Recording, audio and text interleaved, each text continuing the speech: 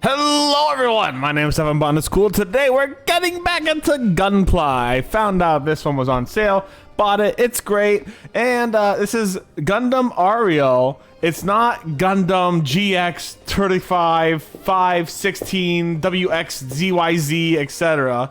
And it's actually got some information on the lore here.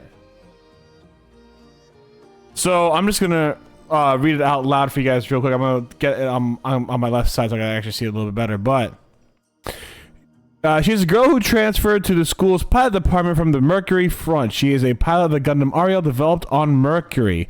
This is Suletta Mercury. I don't know if she's the main character of this Gundam anime, but she was important enough to put on the box. And then there's this one. An era when a multitude of corporations have entered space and built a huge economic system. The lone girl from the remote planet Mercury transfers to the Astacacia School of Technology, run by the Barrett Group, which dominates the mobile suit industry, which is insane. So no glue, whole bunch of cutting, that kind of stuff. And oh, here we go. We got even some more information over here. The glimmering shell on its unit chest been recreated with the mold decision. The appearance, such as the colors, each product may vary slightly. Oh, okay, well, never mind. That's just, I guess, normal shit. You know, nothing crazy. Anyways, let's start building this guy and see how it goes. I have been enjoying it. This is still high grade, right? Yeah, this is high grade still, so. Let's see. Okay. Okay. Okay. Wow, there's not a lot of pieces to this one compared to the other ones, actually. The other ones were a lot more had a lot more pieces. This one doesn't, which that might be nice, actually. I'm not gonna lie. And there's also English on here too. Let's go. Are you kidding me? That's great. Got a little bit of English on here. I could read it for once.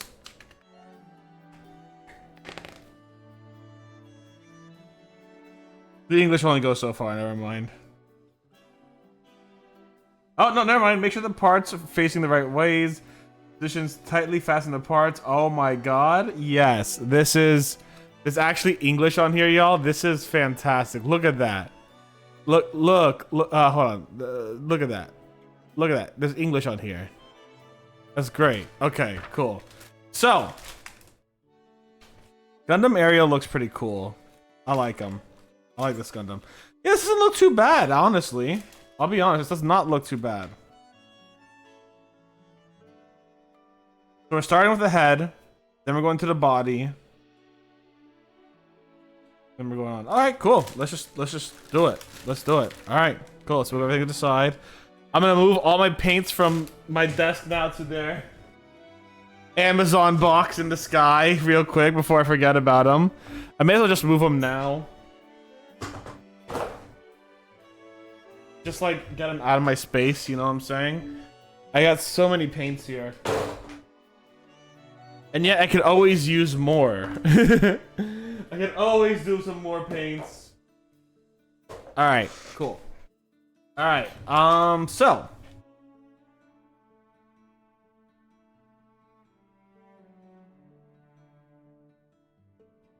I need A6. Alright, cool. So it looks like this whole thing is A.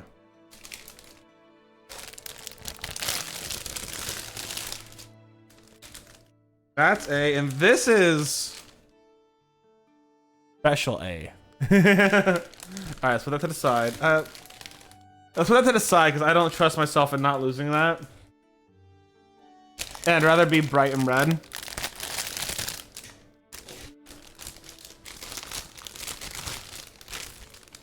There's this. There's a few stickers, but they're not big stickers. Which I could deal with small stickers. Big stickers are the ones that get me, right? Like that one big sticker on the first one we did. On its swing that keeps coming apart. Hate that.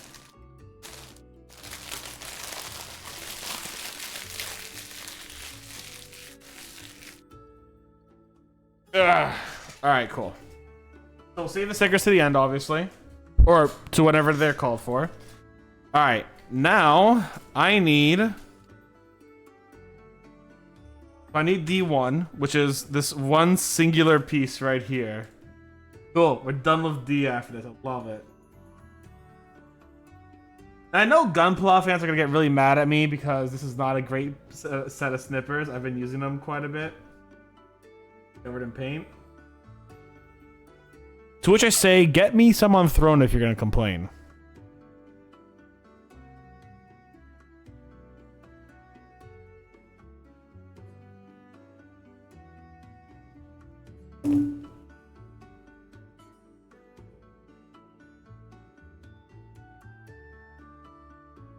There actually was the guy on my YouTube channel who was complaining about. Oh my god, I did. Sorry about that, guys. Got here.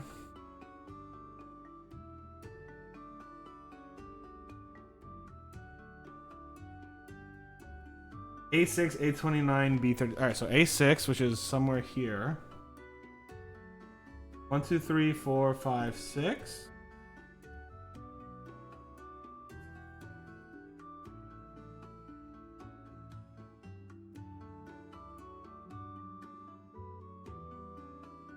A29.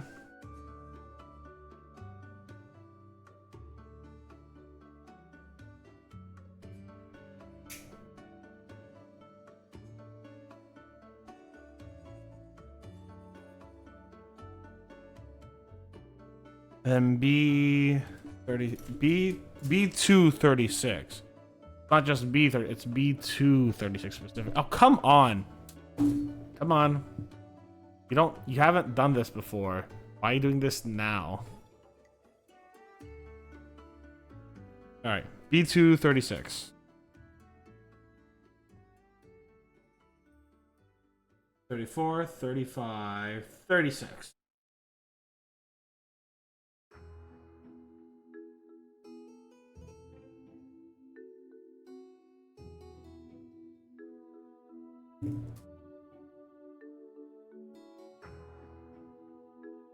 All right, so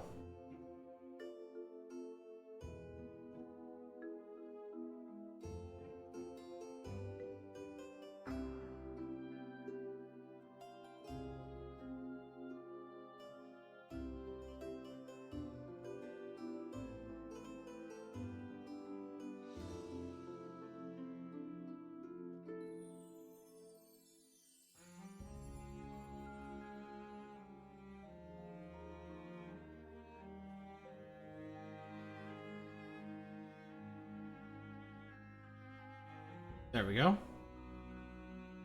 Need D1.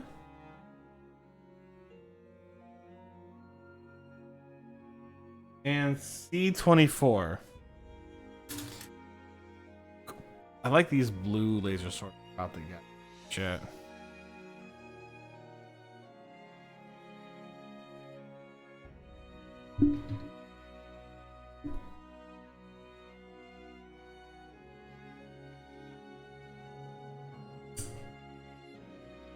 C24.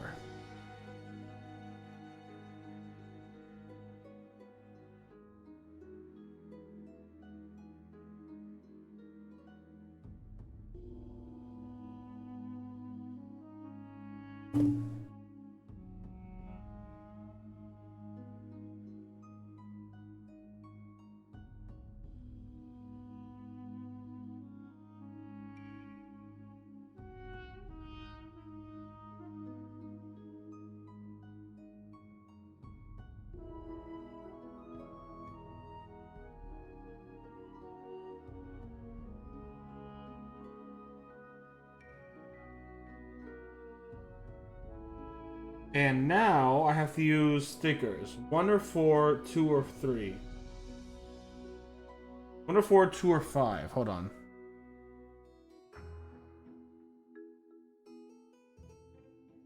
This is either red or green? Oh, okay.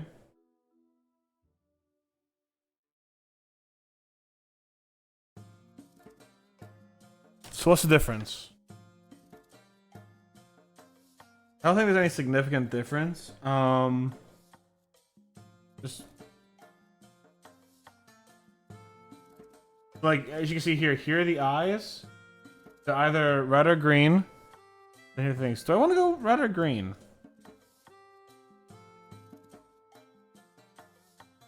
We got a green face. We're covering most of that up. Let's go, and a lot of red's gonna be present. So let's go green.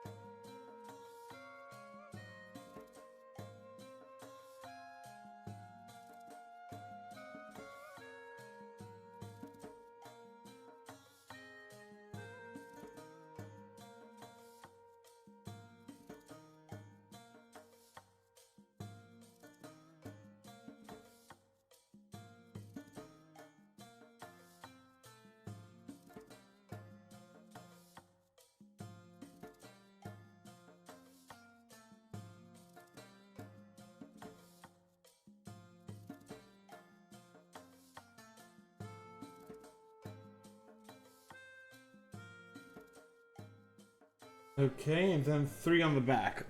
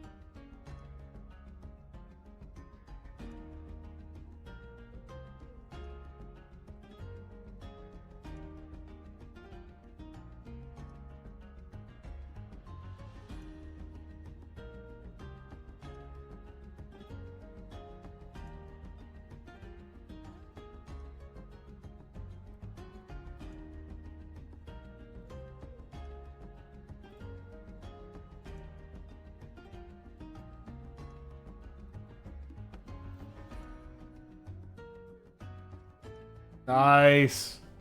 That's looking sexy, baby.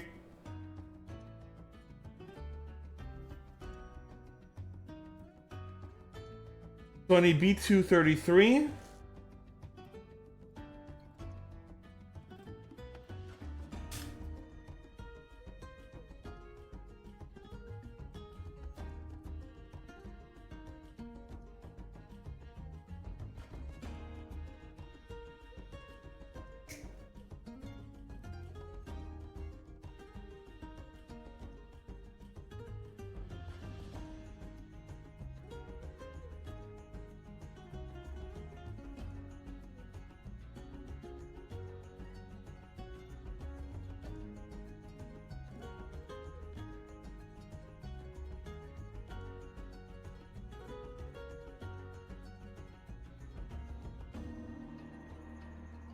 $26, $828.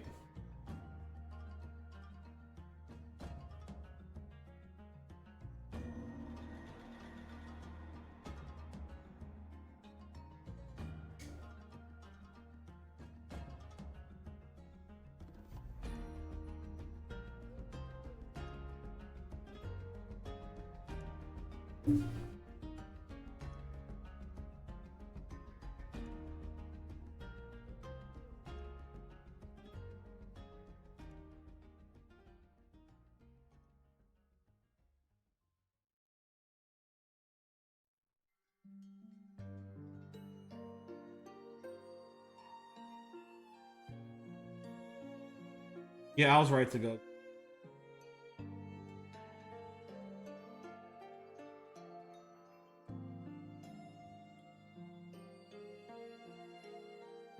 Wow, that actually fits in nicely. What the fuck?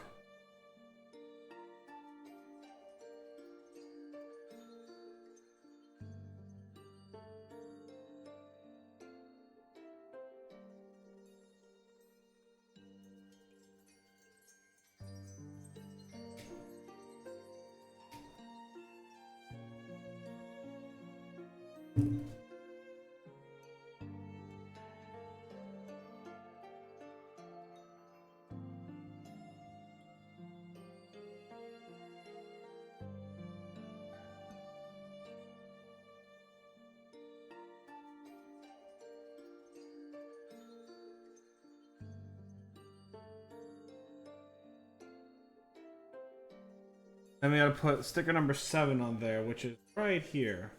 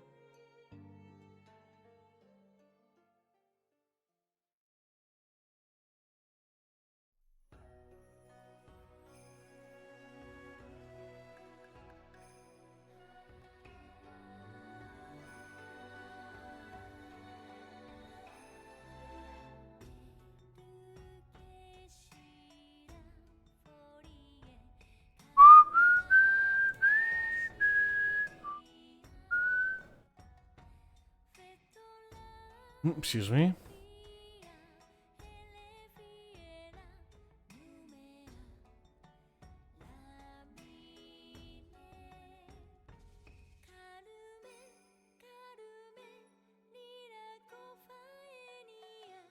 And A16.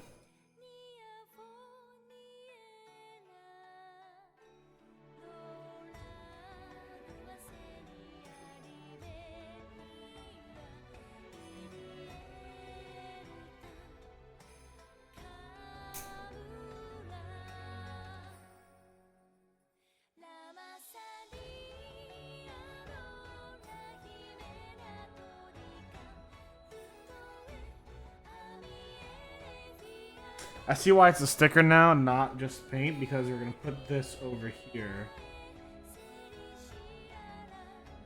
That makes sense.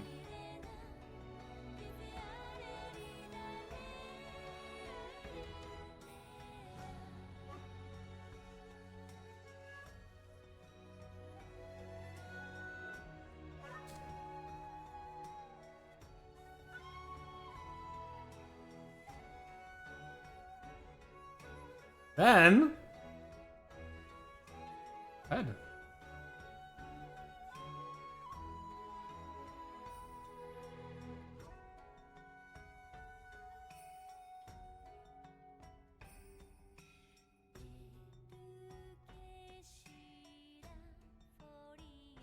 I think I made the right choice with green, because if I just done red, it would have matched all this and been the same. But green makes those parts stand out just a little bit more now. Alright, time to go for the body.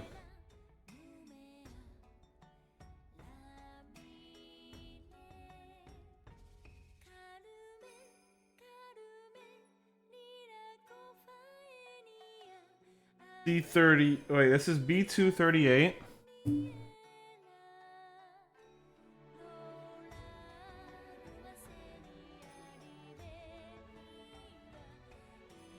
.38's right here.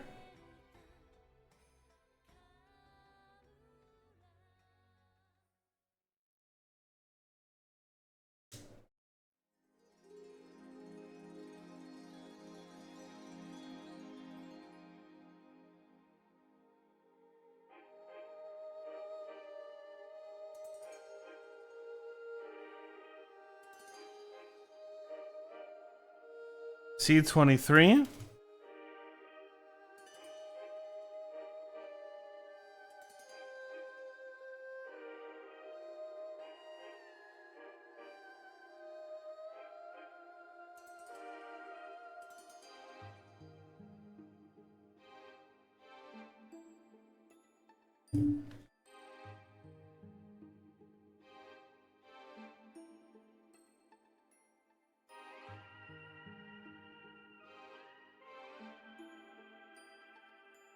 I see it.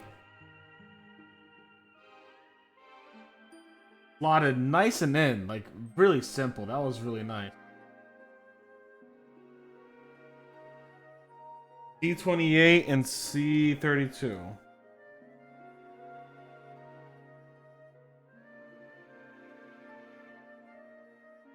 That's 28.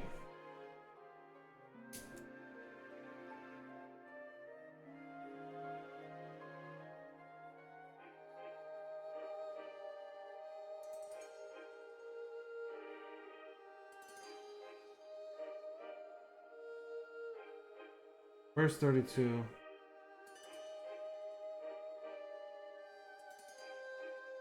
$32.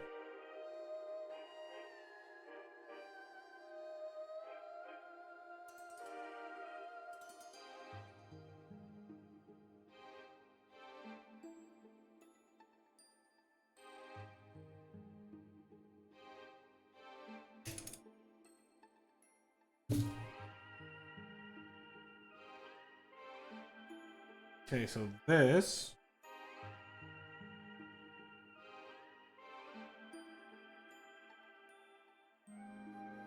goes into here.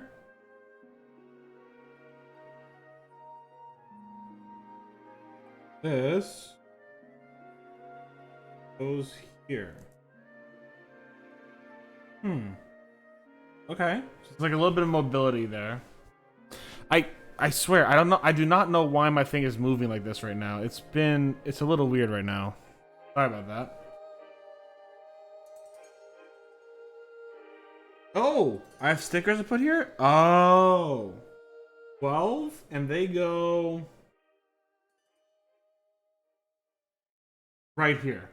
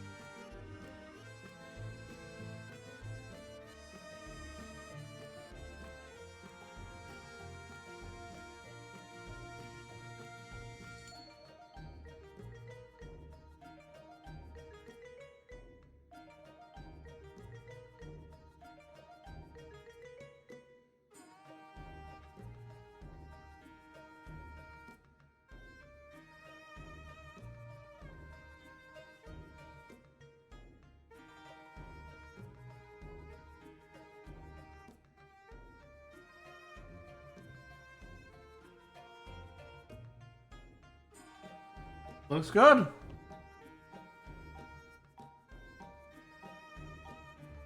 We need A9 and A8 to go on either side of the things here.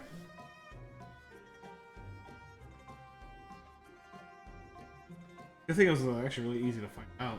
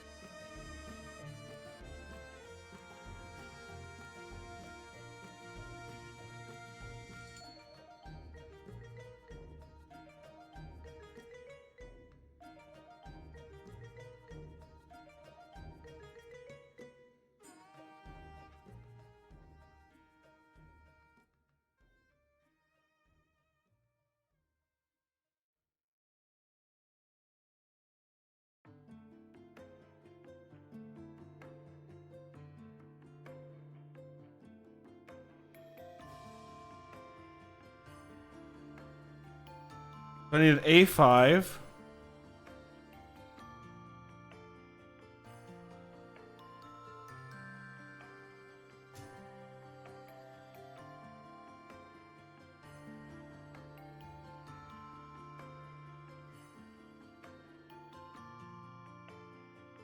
A22.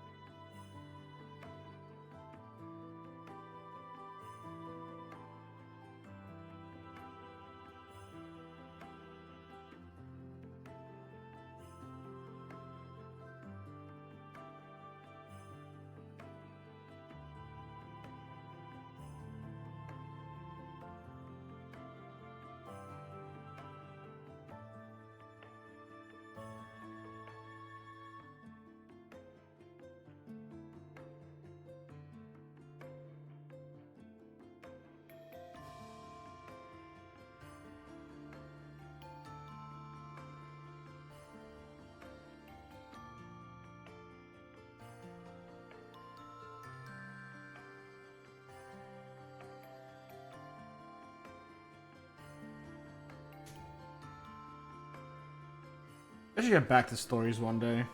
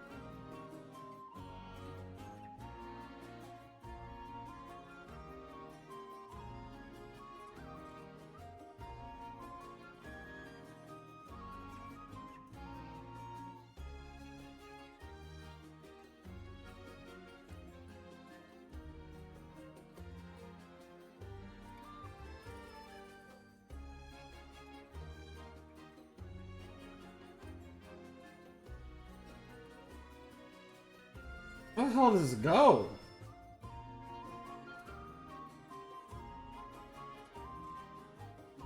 Here?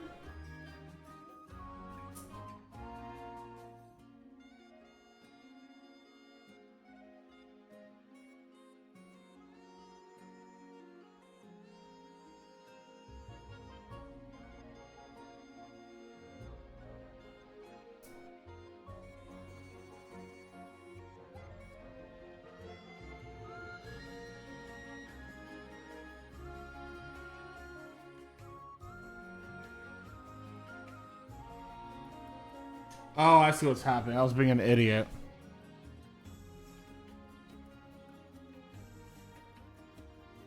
Okay. I was just being a little dumb. So 1.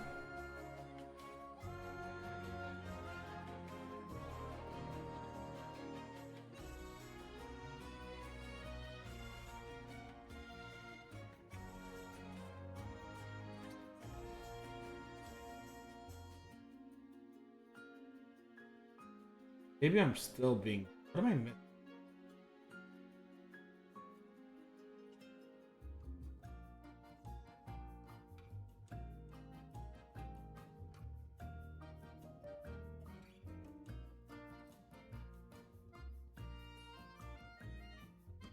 Wait, did I just get it in 1? I just got it in 1. Come on!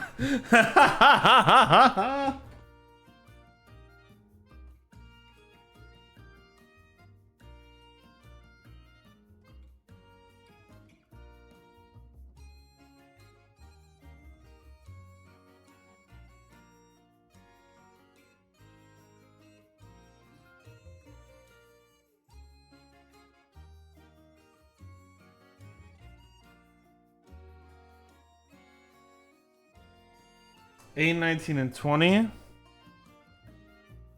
A lot of these small, like thin black, please.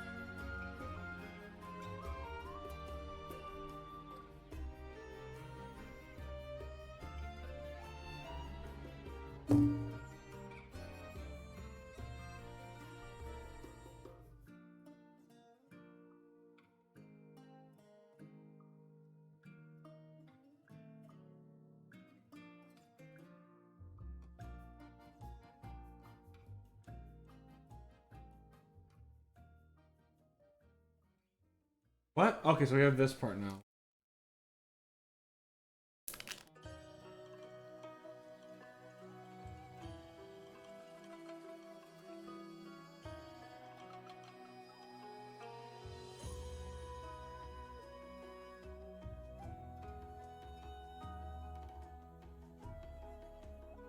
I'm gonna get a band-aid real quick. I did just kind of accidentally stab myself a little bit. So I will be right back.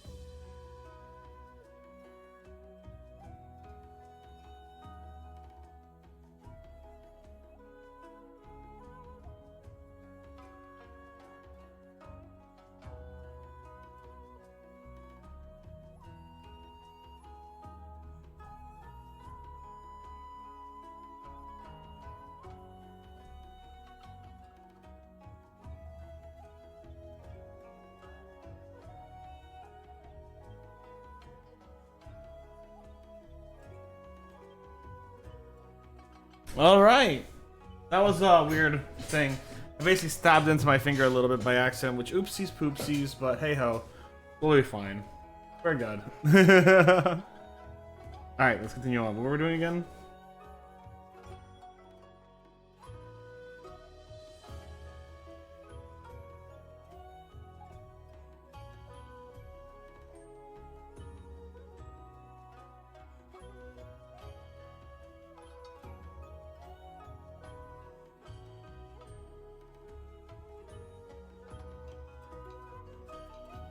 What do you mean, don't?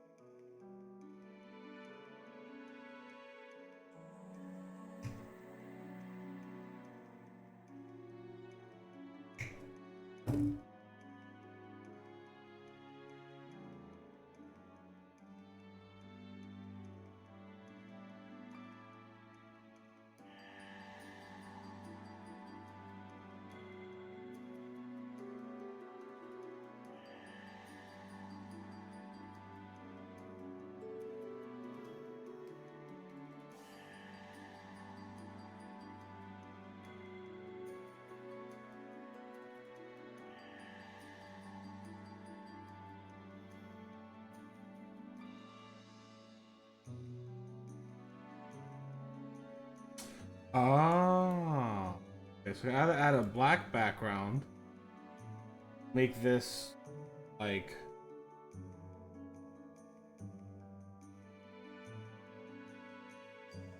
darker.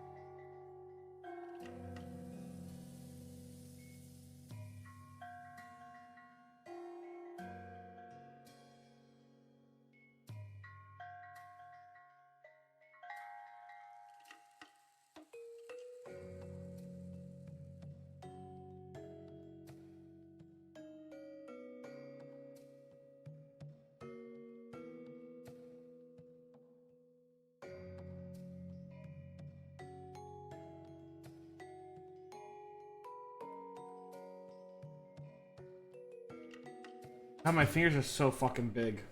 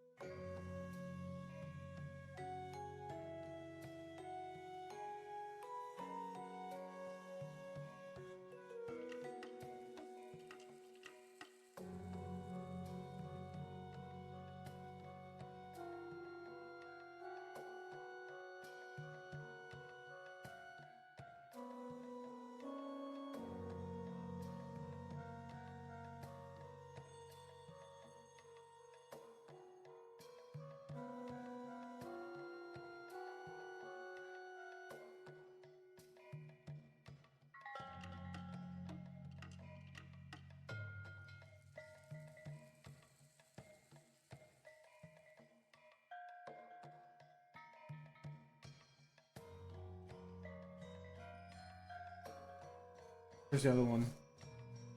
Oh, here it is.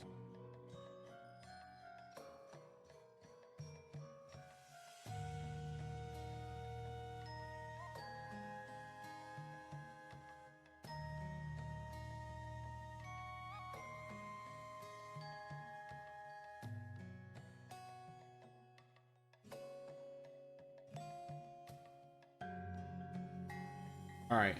This.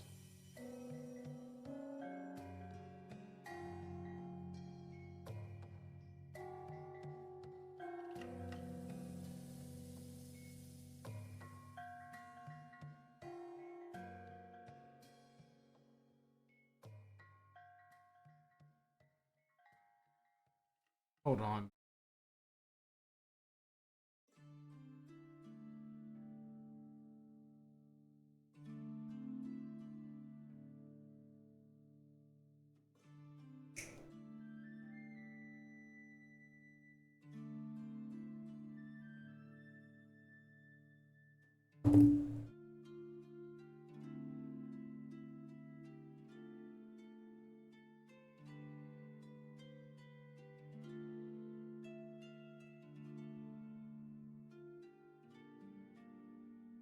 I gotta cut this. Oh, why did you tell me not to cut this? It's such a. Okay, whatever.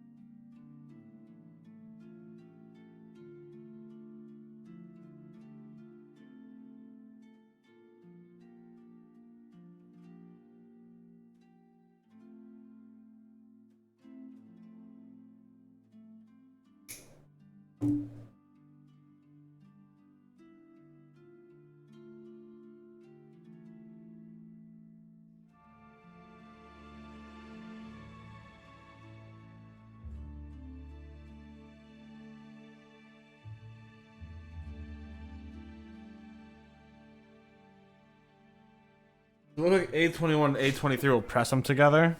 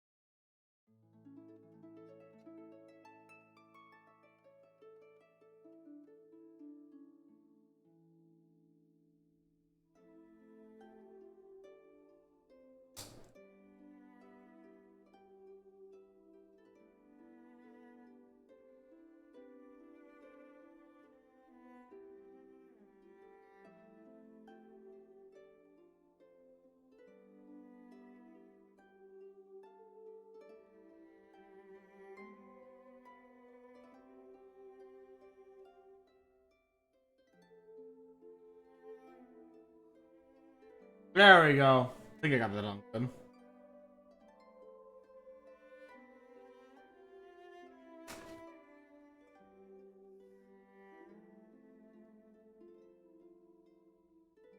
It looks like that's the whole body.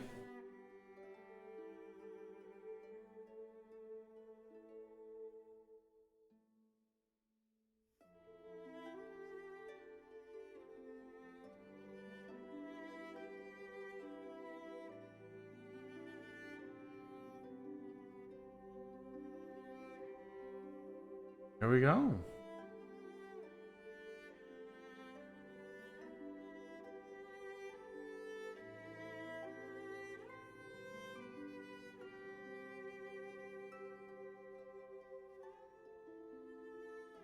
Got another cut on my feet. Up in a second.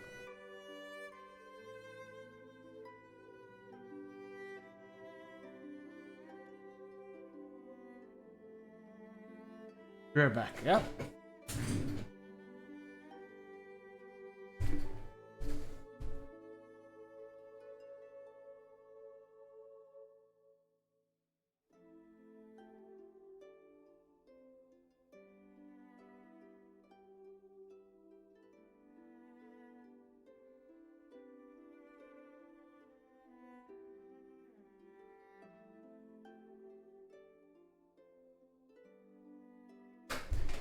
Alright, that one was nice and easier, so we're back at it immediately.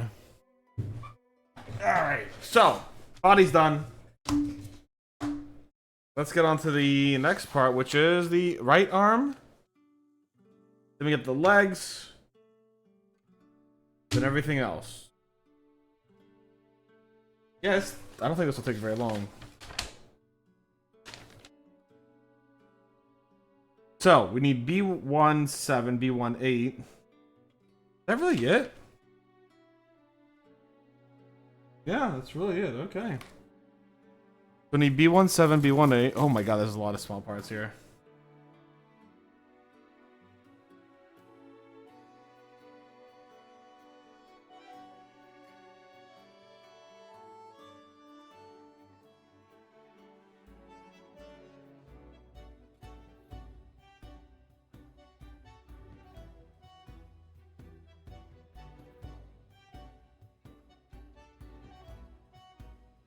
B17, B18. We're immediately going to connect them.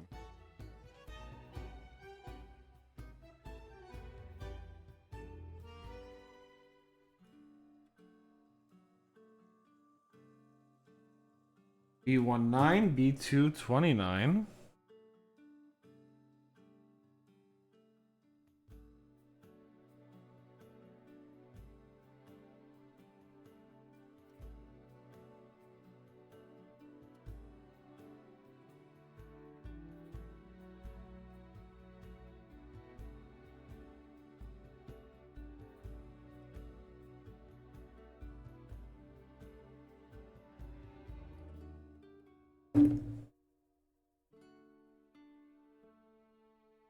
Nine.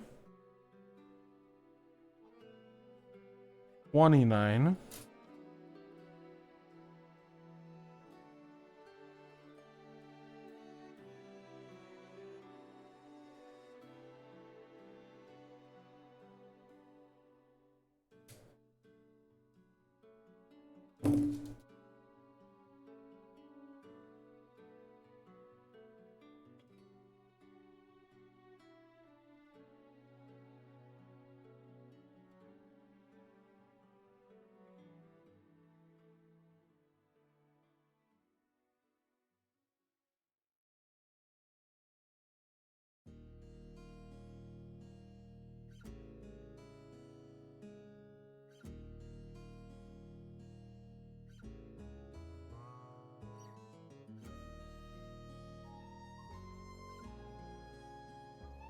God, it's so slippery now with two band-aids on. Okay. 16, 14, 15. What? Okay, hold on. What are we putting on here?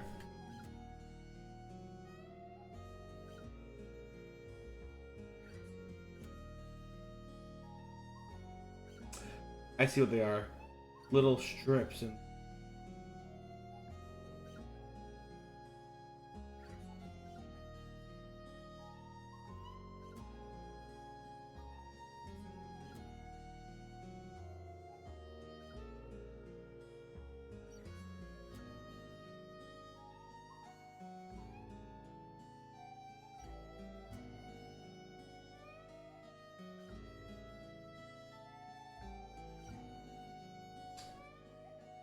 we go red. Let's go red.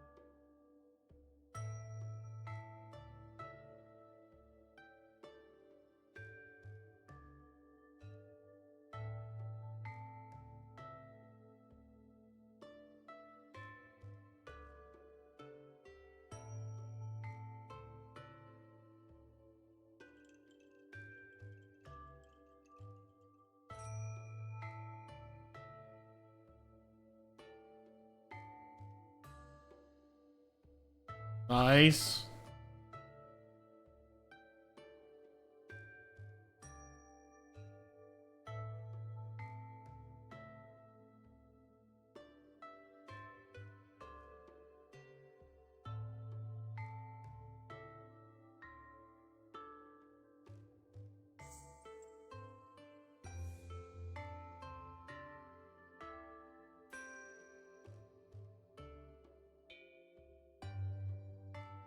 Nice. Alright, so got that done. C5, C8.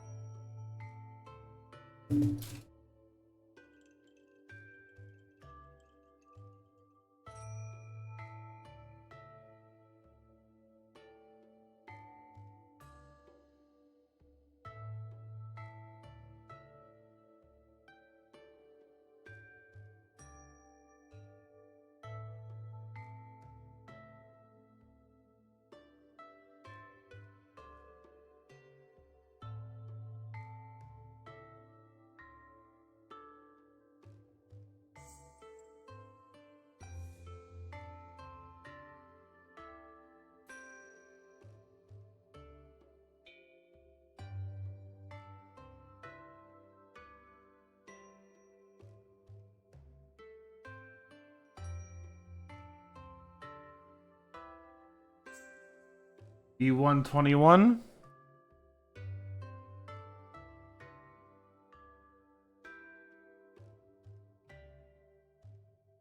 I swear, hold on, give me 1 second.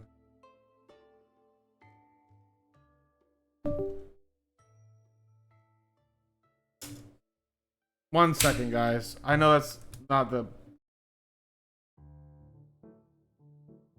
There we go, come on. There we go.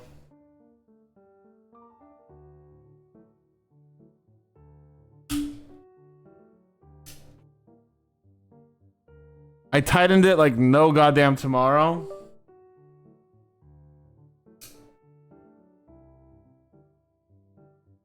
We're almost there.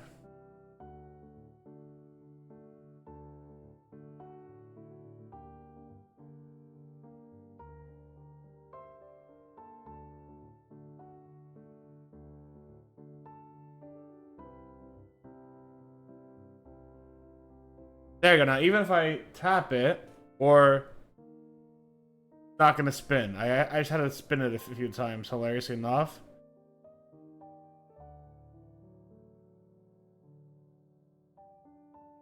There we go. There we go. Look at that. Finally did it. Fixed. We're all good, baby.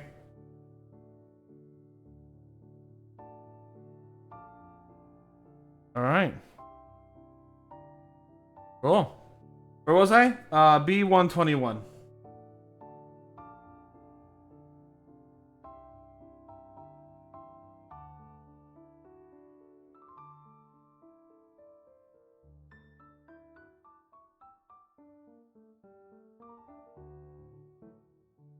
C9, C3, B20, B120.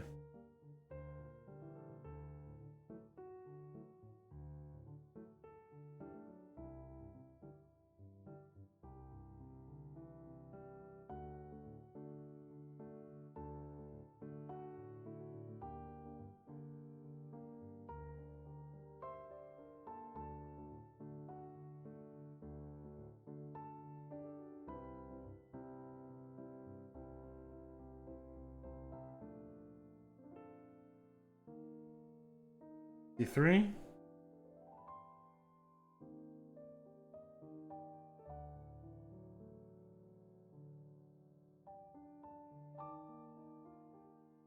C9.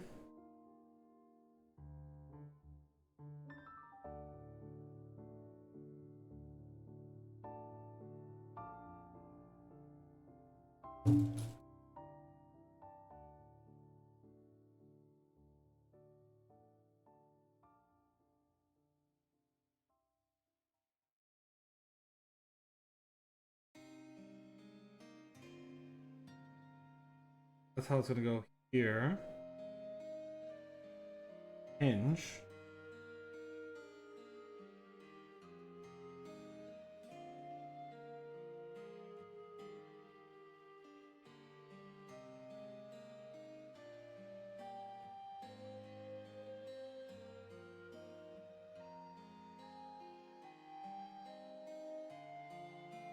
We'll have that hit. Nice.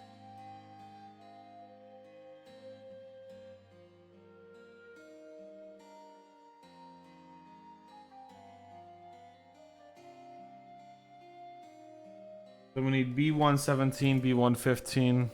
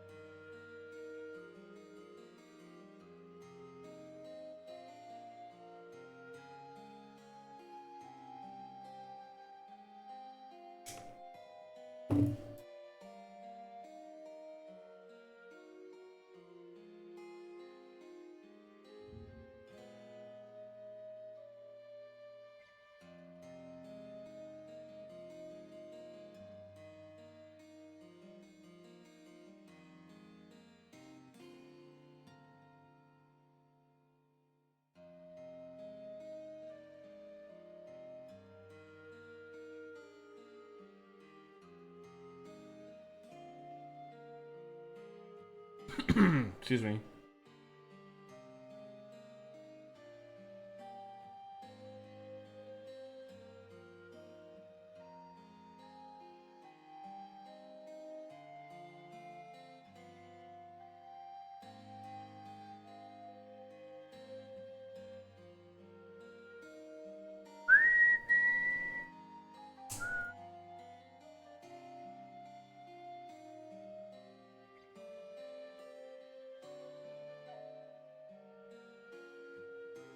Give me 1 second, just 1 second for me. Sorry about that. Gotta check something real quick.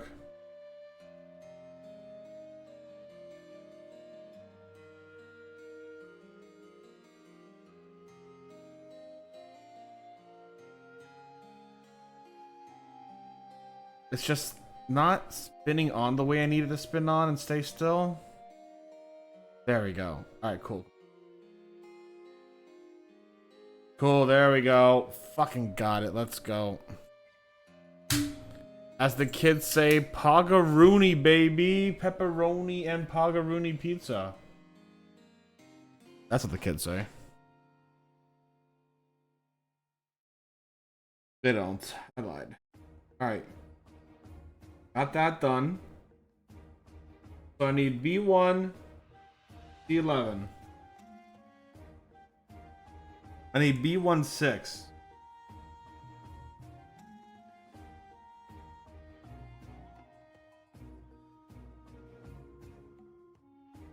Then C11.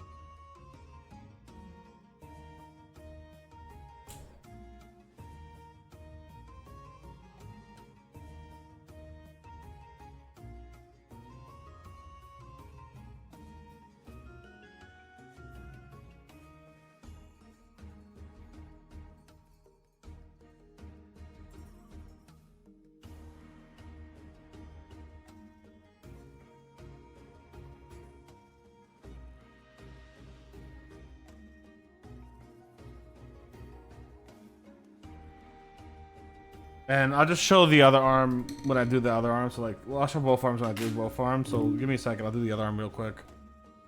So B8 and B7. B18, B17.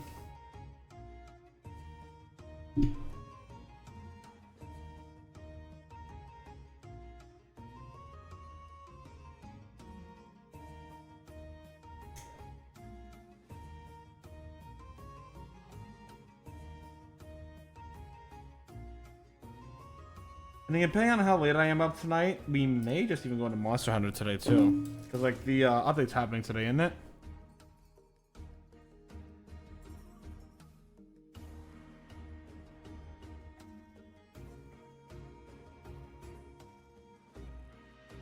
B19, B229, B19, right here. That's 5. Shit, here's 9.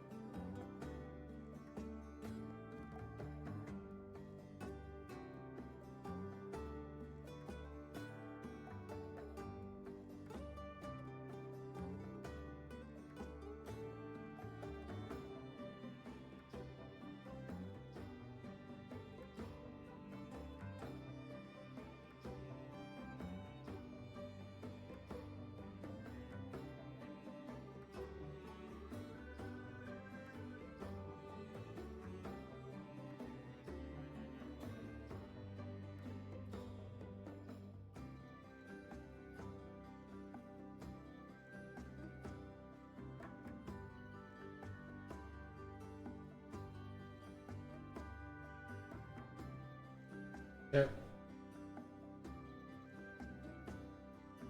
Oh, beans. I got the stickers stuck together. Oh no, I got the stickers stuck. Oh fuck. Hold on.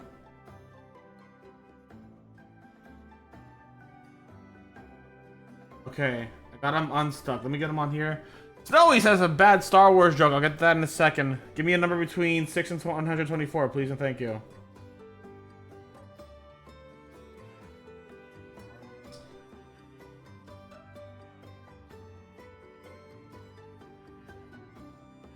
Beans.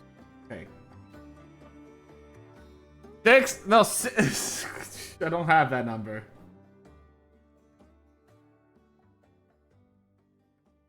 Okay, wait. So that's there. Thursday, right? Yeah. 6 through 124.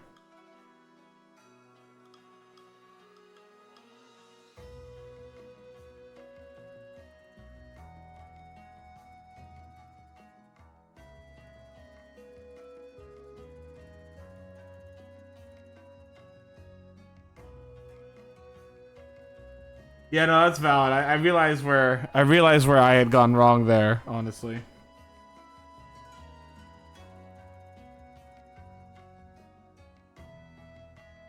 $123? Okay, cool.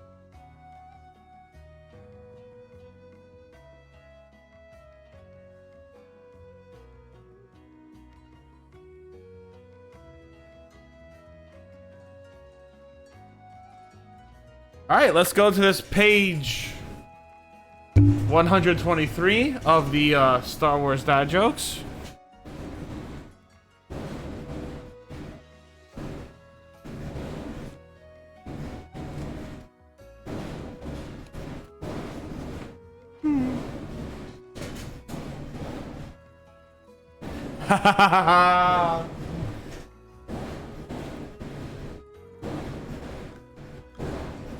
Hold on.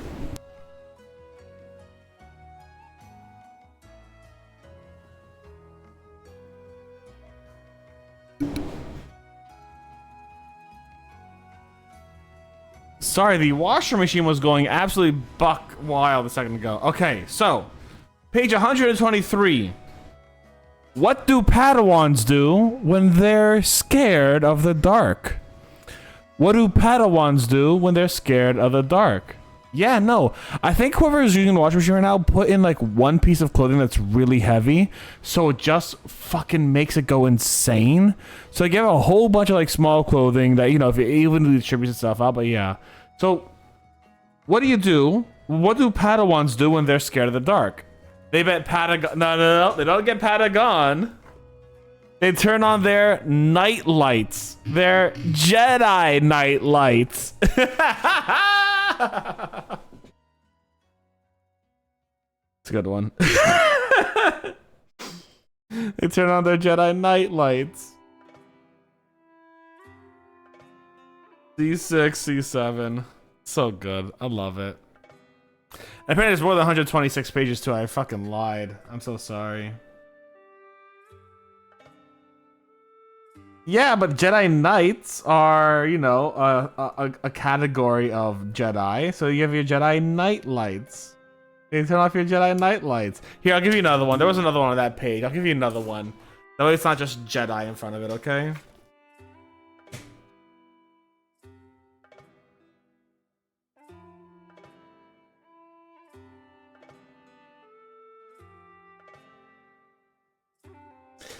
All right, same page. There is a second one, right? What part of the lightsaber is the coldest? What part of the lightsaber is the coldest?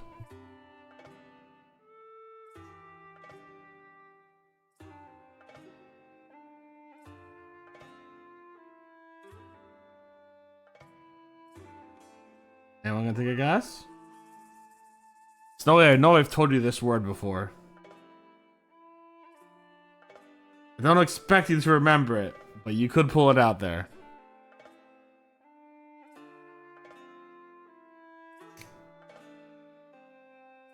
Future that ice planet?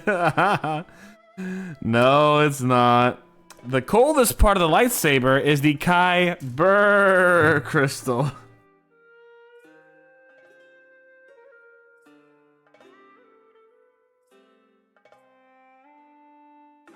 The Kyber crystal. So good. So better? Yeah, better. 100%. So B1, 18 and 19. How are you doing today, Snowy? I hope you're doing well.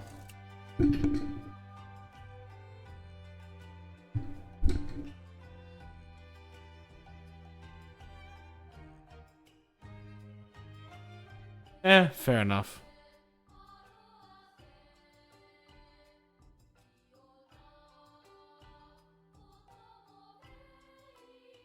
$18 and $19 are right here. Perfect.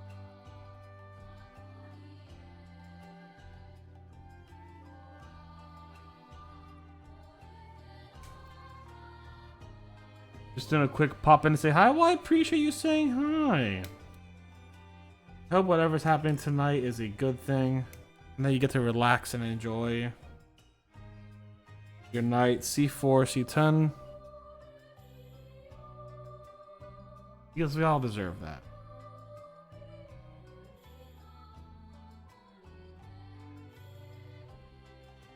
I will say this funny thing, Snowy. So my dad was like, "Why aren't you streaming yesterday?" And I was like, "Oh yeah, yeah. Yesterday it was a personal thing. We were doing Repo, which is a game that you would enjoy with us, I think.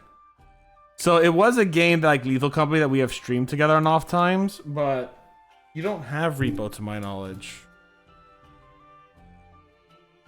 You should get Repo. I also find it funny that Dad's there every once in a while, like, "Hi, Dad."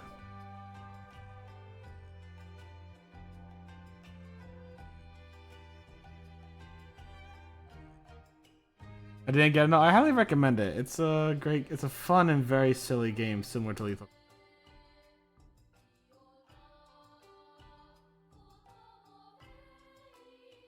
Valid.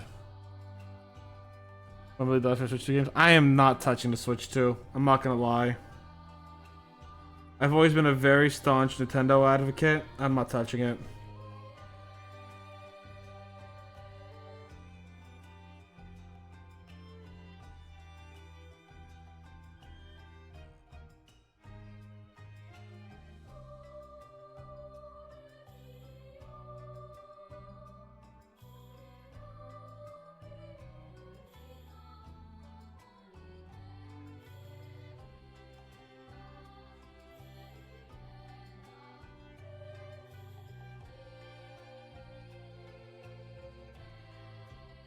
I will say this. One thing Nintendo did right. They've been sending the Switch. I would touch it if it could fix the game development culture, but yeah.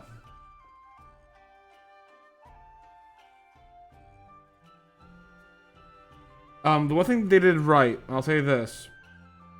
There are reports talking about how the Switch 2 and Nintendo actively started sending out switches to the States a while back to lessen the burden of the new tariffs against the penguins we have now. So Nintendo did a good there. Nintendo, good job there. I'll say that. Good job, Nintendo.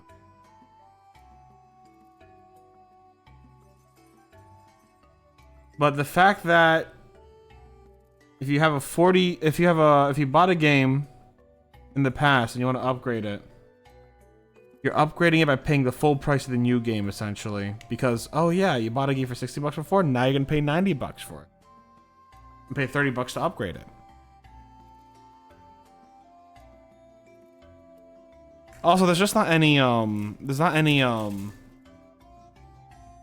there aren't any exclusives that are coming out that I care about right now. I do not care about Mario Kart, as an example.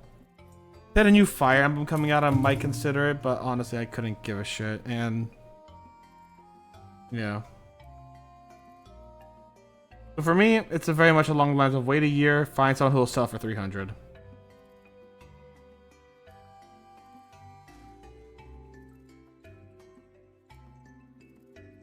That's not like that for everyone.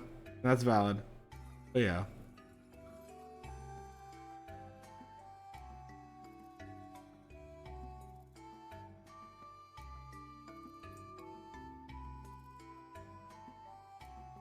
Yeah. I just think it's very scummy practices that they're implementing. $90 physical games and $80 non-physical games is scummy. And disgusting. My opinion.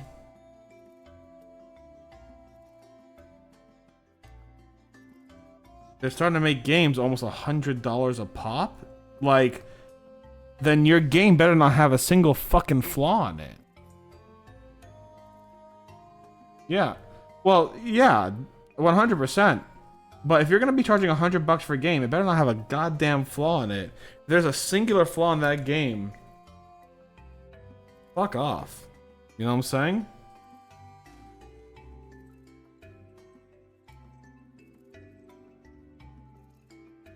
Plus, most of the games that are coming out are also coming out for PC, and I'm pretty happy with the PC as is. Also,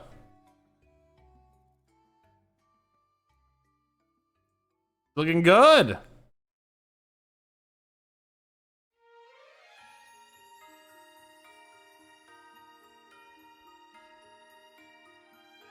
There's not like a new Breath of the Wild coming out. There's not a new Zelda coming out. I mean, the Imprisoning War's coming out, but like, that'll also probably come out on the Switch, let's be real.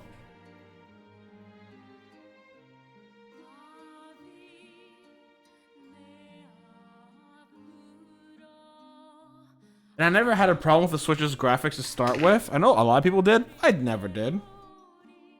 So B239 A25.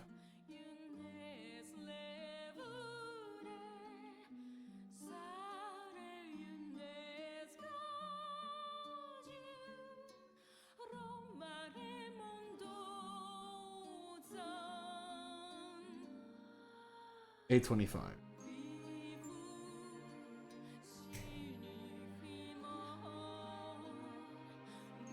I'm gonna wait for it. I'm not buying it day one.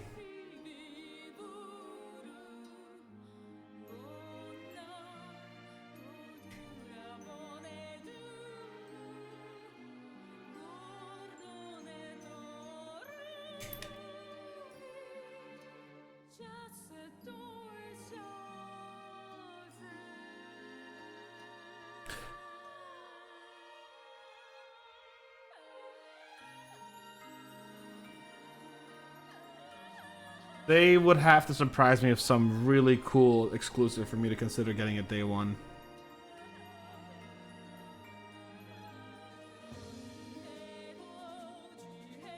Yeah. I'm paying $100 for a singular fucking game. That game better have me playing at bare minimum 50 hours, perfect fucking performance. Day one.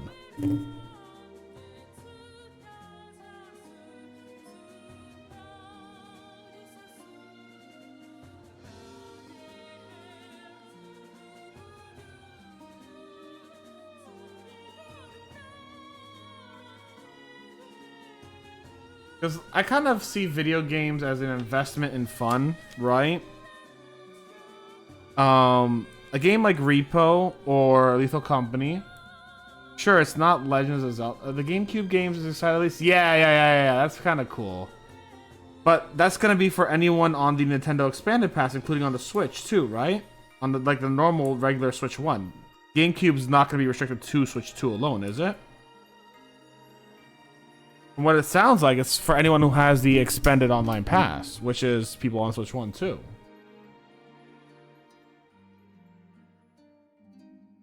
D21. No idea.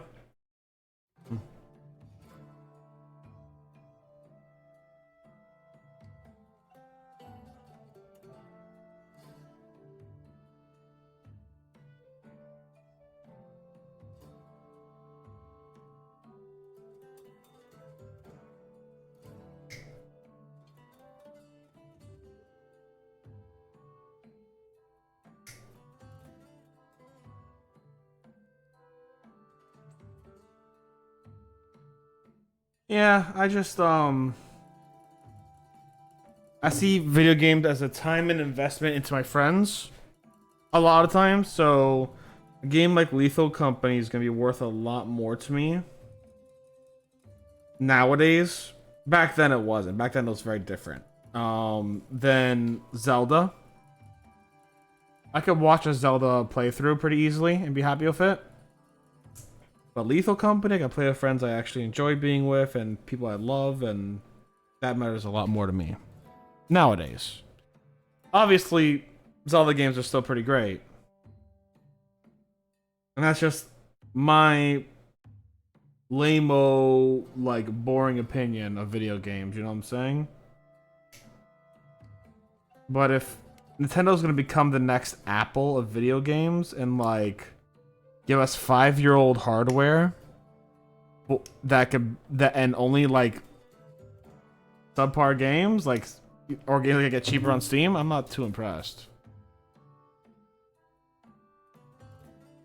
Kingdom Hearts on Steam recently, and I started playing. Hell yeah! You have to tell us how Kingdom Hearts goes. I've never played Kingdom Hearts actually.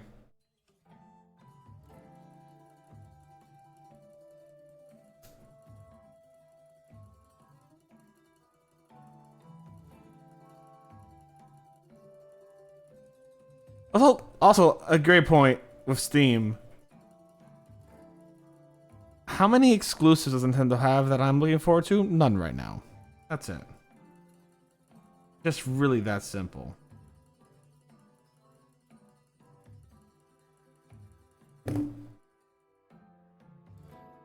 Except for Pokemon Colosseum and XD that's coming out on the GameCube thing, that is kind of exciting, actually. That is kind of exciting. That's the only fucking Pokemon game I really cared about. Kingdom Hearts 1, 2 prologues for Kingdom Hearts can't finish.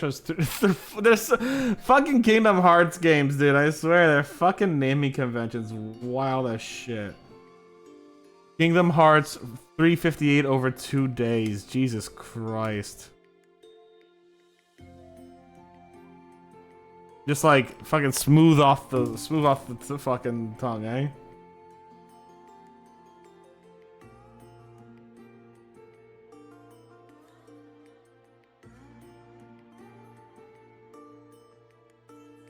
B114.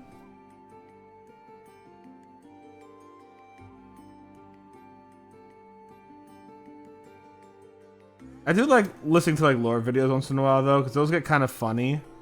Where it's like there's these crazy shit happening. They like what was it? Everyone dunks on the title, and that's how you know someone hasn't played it because the game story is good. That's good.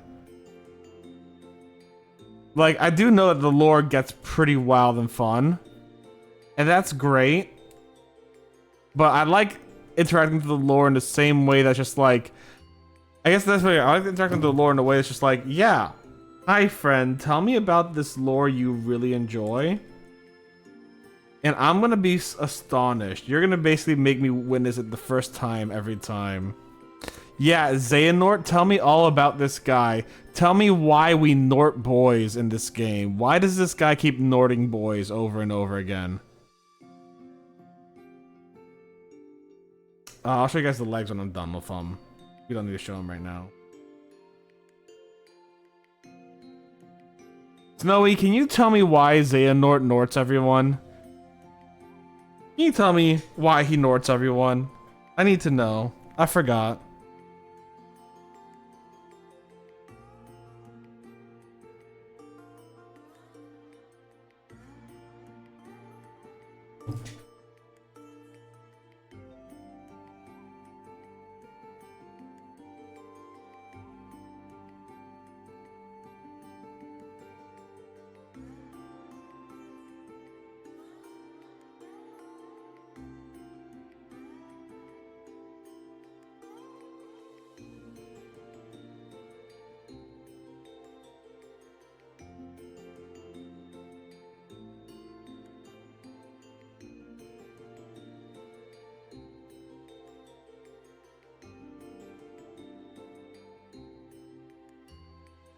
The thing about Days is arguably doesn't have the most fun gameplay in the world, but it actually feeds into the story itself in a really fun way that has to be experienced. I can kind of tell you why he ignores people again, but I've only ever finished Days and Recoded. Valid. Fair enough. I won't torture you then to tell me all about Nording. If I just remembered, like, if I remember, like, didn't, like, Kingdom Hearts 3 actually solve the whole issue? And now they have, like, a Kingdom Hearts 4 coming out? Like, I know they're not gonna leave the fucking game alone, obviously, but, like... C20. What are they gonna do next?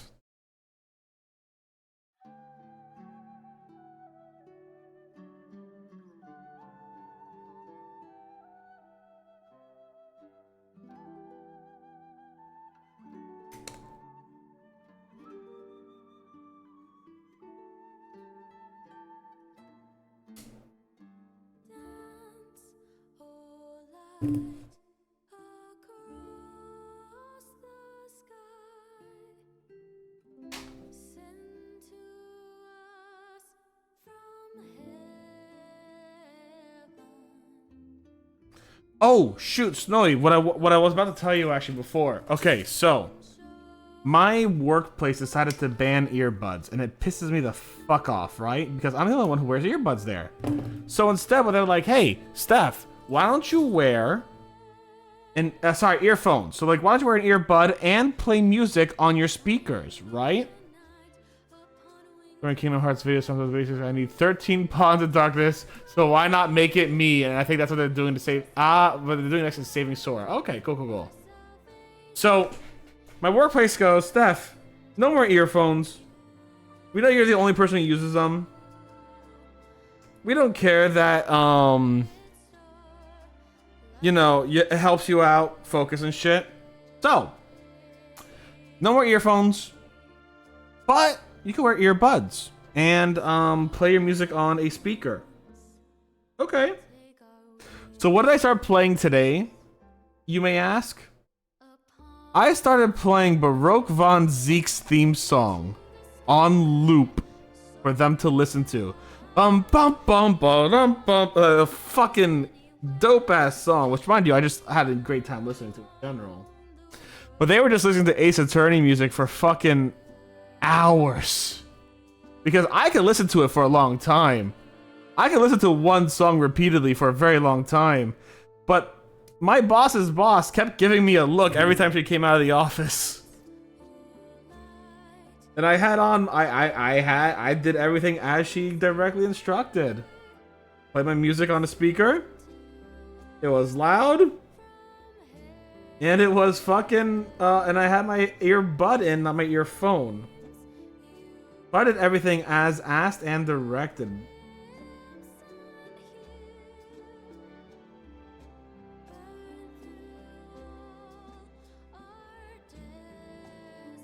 But yeah, I had a Baroque von Zeke's theme song playing. I also played Asogi's theme song because I like that man. Man's good, man. E111 812.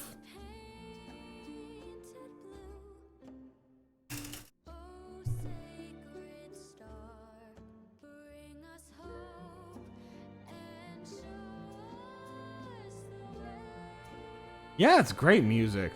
I did that, and then after a while, I decided to put on some Greek Cretan music for things I would dance to back in the day, and some non-Cretan music. I did play like a Zonorardico. But I was playing Sustas, I was playing Petrozalis, I was playing Malevisioticos. I'm gonna make them regret telling me to play it out loud in the way that I will follow every rule they say, and they will only hurt themselves if they try to regulate me more. Be a long time, but that game. Hey, you know what? Rant to me about day stuff. Go for it, homegirl. You want to just jump? Do you want to just jump on a call and rant to me about day stuff as I make this mini?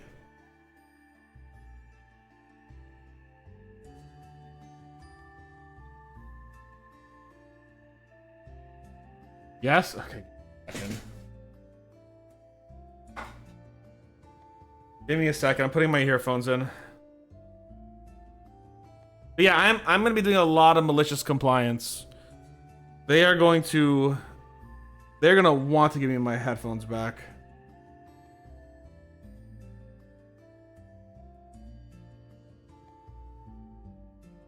All right, call me whenever you want.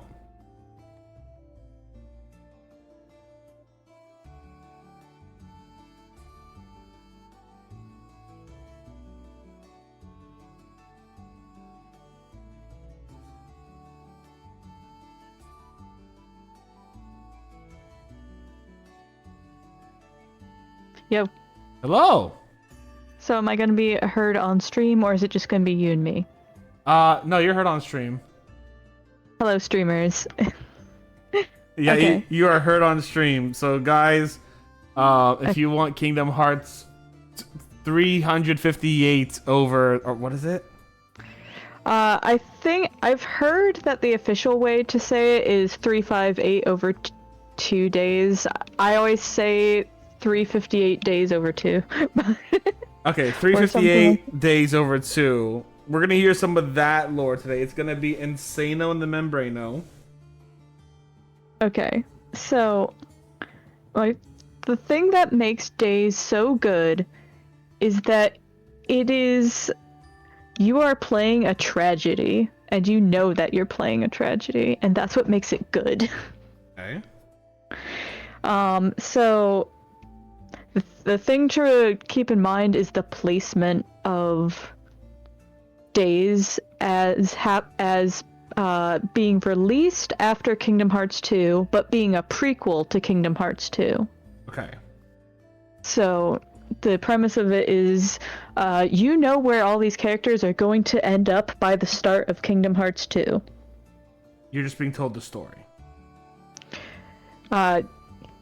Yeah, so basically there's Kingdom Hearts 1, Kingdom Hearts 2, there's like a time skip Alright. between it. And do you know how Kingdom Hearts 2 starts? I do not know. I have seldom played a Kingdom Hearts game. Please tell me. Okay. Let's see. So do you know the lore of Kingdom Hearts 1 up to Chain of Memories? It's best if Everything that David again, Gilbert has talked about, yes. Everything that David Gilbert has talked about, yes. Yes. I need to explain, because you need to understand in general terms sort of what is going on there, because that is the context that bleeds into Days that makes it what it is. So I know what, like, Heartless are and what have you.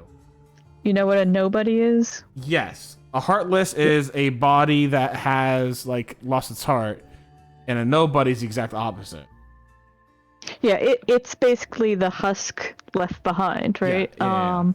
So, and if you have really strong will or whatever, you leave sort of a husk that still has like memories and stuff of who they were most of the time. Yeah. Roxas is a special case, and I won't get into why he's a special case. I mean, Roxas is like Sora, and Sora is like Roxas, and then Sora is also that girl, and then like Sora is also Goofy. It gets into that kind of lore, which you don't need in order to understand Days, but basically Roxas does not remember his past to Sora. Okay. That's basically like what you need to know, but Roxas is Sora's nobody. Alright. And he has special properties because of a number of things that happen in, like, Sora, basically, in Kingdom Hearts 1, in Kingdom Hearts 1, they hadn't thought of nobodies yet is the real answer, but they had to explain this later through many convoluted, and this is where the lore gets complicated, is sometimes it has to bend a little backwards, but, to explain these things, but basically, Sora was able to come back from being a Heartless without his, and usually you can't do that without your nobody, without like getting your nobody involved. Okay. Because that's usually like your body. but it's because Kyrie's special and she did some magic with her special powers and like it's a whole thing. Okay. But basically, like, Sora shouldn't have really been able to come back without Roxas, but he did, which makes Roxas kind of special for a number of reasons. Okay.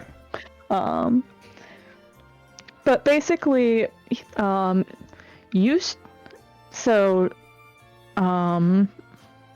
blah blah blah, all that. Basically, so Roxas was created at some point, during Kingdom.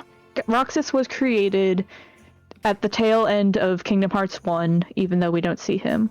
Okay. Then we have Chain of Memories, which it actually interweaves with Days. There's overlap in the timeline there, but we don't experience any of Days is not out yet.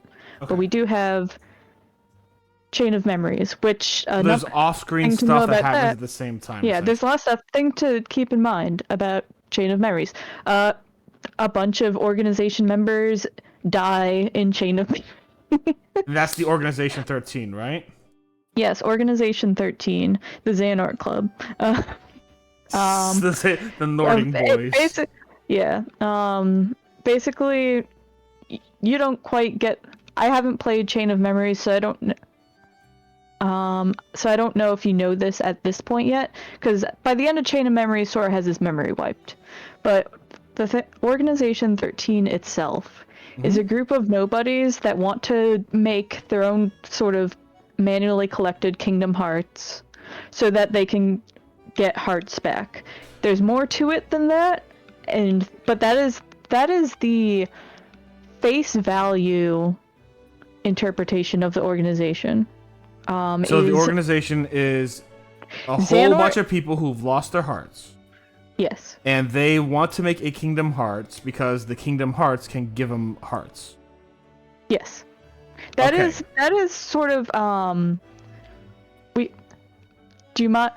you ever going to play these games? It's technically a lie for complicated reasons. But basically Xemnas, which is Xehanort, nobody is collecting them, basically promising you do all this to get your hearts. Right. He is lying for his own purposes so he can Nort them. Right. Because it's basically like, oh, you're an empty shell? Fucking perfect. I can put I can Nort you so easy. Into that. Yeah, okay, gotcha. So that's why you have like Terra Nort and Aqua Nort and all that kind of shit? Those are different. What? What the fuck? They aren't nobodies. Those people aren't nobodies. We're not getting to them. That's Birth by Sleep stuff, which I know the least about. But I do know that they're not nobodies. We'll get Drunklin for that talk one day. We'll get Drunklin for that talk. Because right now, my goal is not to explain Kingdom Hearts 1 and 2 and Chain of Memories too well, because, again, I haven't played through them. I have played Recoded, which kind of gives me an additional summary of some things, but that's also different. But I've only played the intros to Kingdom Hearts 1 and stuff, and I've seen cutscenes from like the games and stuff, but like I have not played the games. So and I haven't seen cutscenes from Chain of Memories is like the second thing. I just know the lore of Chain of Memories more than I know anything else. Alright, gotcha. But basically, people die in that. Like, there's a fraction of the organization who's there, and they all die. Alright. Die, quote unquote. You never really die in Kingdom Hearts, but we're not getting into that right now. Star Wars rules. If you don't see the body dead, then it's fucking alive. You see the body disintegrate into nothingness, but don't worry about it. Okay, it's even crazier than Star Wars rules. Love it. Alright. Yeah, it has to do with what happens to nobodies and hearts when they're released and everything. It's a whole thing. Basically, as far as we're aware, because you find out what happens when you destroy a Heartless and destroy a nobody at the same time in, I think, Dream Drop Distance, technically. That is not out by the time of Days. So when I say dead, as far as we know, dead. Okay. So like if you were to kill Roxas, and Sora. Something weird would happen.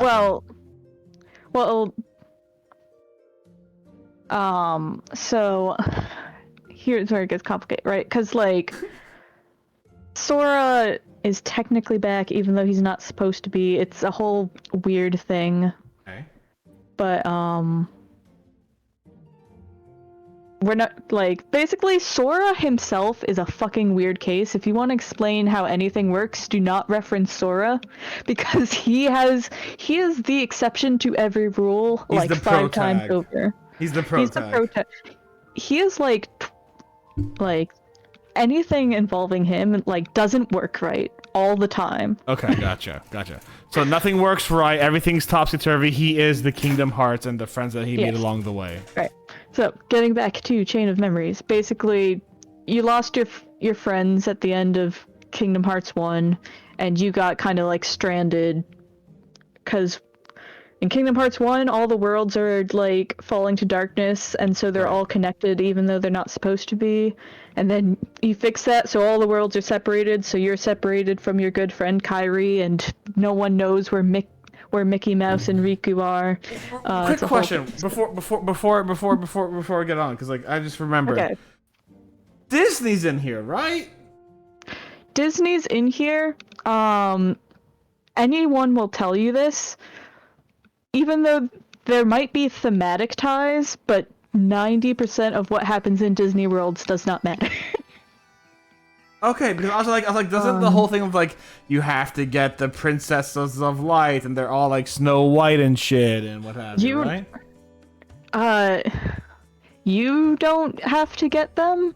You do have to kind of try and defend them from people who are trying to get them sometimes. Okay. The Princesses of Heart sound important. I don't think they ever truly have to. Kairi is a Princess of Heart, which is why she was able to bring Sora back, as far as we can tell. Oh, this is a knee! I was wondering what the fuck this was and why I wasn't bending. That's a fucking knee. Is this a fucking knee? That's so stupid because this makes me feel like this is supposed to be the front of the thigh. And that's supposed to be the... okay, that's a fucking knee. Alright. Sorry. I'm still mid-building this thing. No, that's fine. So, yes, there's Disney worlds. They will not be a major part of my explanation. So this is just literally a cash grab for the Square Enix. Just to be like, yeah, we have Disney here. It kind of depends. Sometimes there's good thematic ties in. You do interact with the characters of each world. Donald and Goofy are there with you the whole time. They're your pals. Except in Smash. Some Maleficent and Pete are there as like being the bad guys when Xehanort isn't around. Like, it ties in. When you see people summarize, they skip over it because it is as Brian David Gilbert says, that it is the trials and tribulations part of the hero's journey, where it's just basically you're going to different places and you're like, what a neat place full of fun and whimsy. Okay, gotcha. When you're Sora, at least. Days has a different approach, which we will get into. We're not even at Kingdom Hearts 2 yet. Okay. But basically, it does tie into the games. Sometimes thematically, some games less thematically. Like you're doing stuff. It's fun. Like supposedly, again, like fun. I haven't played a lot of those games, and Days is a unique situation. Which is really good and interesting in a way, but anyhow, so like, yeah, there's Disney worlds. There's also some Final Fantasy characters. Cloud and Sephiroth are there. You know how it is. They only come in like once or twice though. Like I remember asking Jonko and she's just like, yeah, no, it's after a while that's all the Final Fantasy characters stopped coming in entirely, essentially. Yeah. It sort of helps drive home kind of the theme of Kingdom Hearts. Like, the theme of Kingdom Hearts is basically like the connections sort of between people a lot of times. Yeah. It's sort of like how hearts connect with one another. Hmm? That's like one of the big themes. Wait, so how Is does that like work with fucking Final the bond Fantasy? you form with other people and stuff. So like it's all, and they also like they do a bunch of crazy stuff. I don't know Final Fantasy enough to comment on any of it, but Sure. yeah. So yeah, basically, end of Kingdom Hearts 1. Sora is back somehow. His nobody is splitting up from him, but we don't know about that yet. All right. And Kairi also had some weird heart stuff happen to her, and is also kind of a weird case because of her Princess of Light status. Okay. Is she the only So non-Disney Princess of Light? Yeah, Okay. I think so.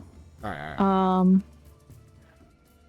So she also, you don't know this, but she also kind of has a weird nobody as well. A very weird nobody that was created at the end of Kingdom Hearts. So basically, I love every once in a while. Every once in a while, you just take a deep breath. I keep being like, I don't have to explain that, and then I'm like, no, I kind of do. Because basically I'm like, I'll just skip over that, and then I'm like, no, I have to go back and explain it. It's funny from my point of view because like it's just every once in a while it's like, oh yeah, so Kairi kind of has a weird nobody, but and they're like, it's like I guess I have to, yeah. I have to explain the weird nobody now because otherwise her powers don't make sense. Yeah. Because like basically, the guy sounds so defeated. A guy does a good enough summary of Kingdom Hearts, actually explains it pretty well. Basically, Kairi's heart was resting in Sora for a little bit, or for the whole time of Kingdom Hearts 1. Okay. She should have like turned into a heartless and a nobody, but she didn't because of weird princess powers. So her body was just kind of chilling, but her heart was like in Sora. Because so Sora's like 20 people at this point. Yeah. So Sora had to get her out, and that's when he turned into a Heartless, is he had to release those hearts, so they went swoop. And when he did that, then Kairi kind of had a nobody, but it's also kind of like a little bit mixed with Sora too. And her name's Naminé. You probably have seen her. She's the blonde girl in the white dress. Alright. And basically in Chain of Memory, basically because of that, she has power over Sora's memories, and I think the organization was making her Naminé. Okay. And again, I haven't played Kingdom Hearts, so I don't super remember the motivations behind it, but I think at the behest of the organization, she's like rewriting Sora's memories, and she's putting herself in instead of Kairi and all this stuff. Basically, at the end, she's like, sorry about that. You need to get your memories back. Go take a nap until Kingdom Hearts 2. So she's like, hey, I'm sorry about that. You need to go get your memories back, and there's a whole chain of them. Well, yeah. Well, no. The chain of memories, he completely lost them. He lost all the chains. He lost all the chains? He lost all the chains of his memory because she was messing with it. So she's like, I need to fix this. You need to go nappy nap for a little bit. Okay. So he goes inside the flower pod to nap until Kingdom Hearts 2. Okay. Does Naminé good? Naminé, is acting sort of like villainy for Chain of Memories, but she is good at the end of it. Like, I think the organization was making her mess with his memories. I don't think she wanted... I don't think she was doing it just for funsies. I'm pretty sure the organization was, like, doing it. And I forget if she inserted herself for funsies. But I think the organization was making her do all that stuff. And so when you kill them... What would the organization have, like, succeeded by changing Sora's memory? Like, I'm... Like... Yeah. She's not a part of the organization. They were like... manipulating her. Yeah, so my question is, what was the goal of changing Sora's memories for the organization? So again, I'm not sure what the chain of memories explanation for this is. Sure.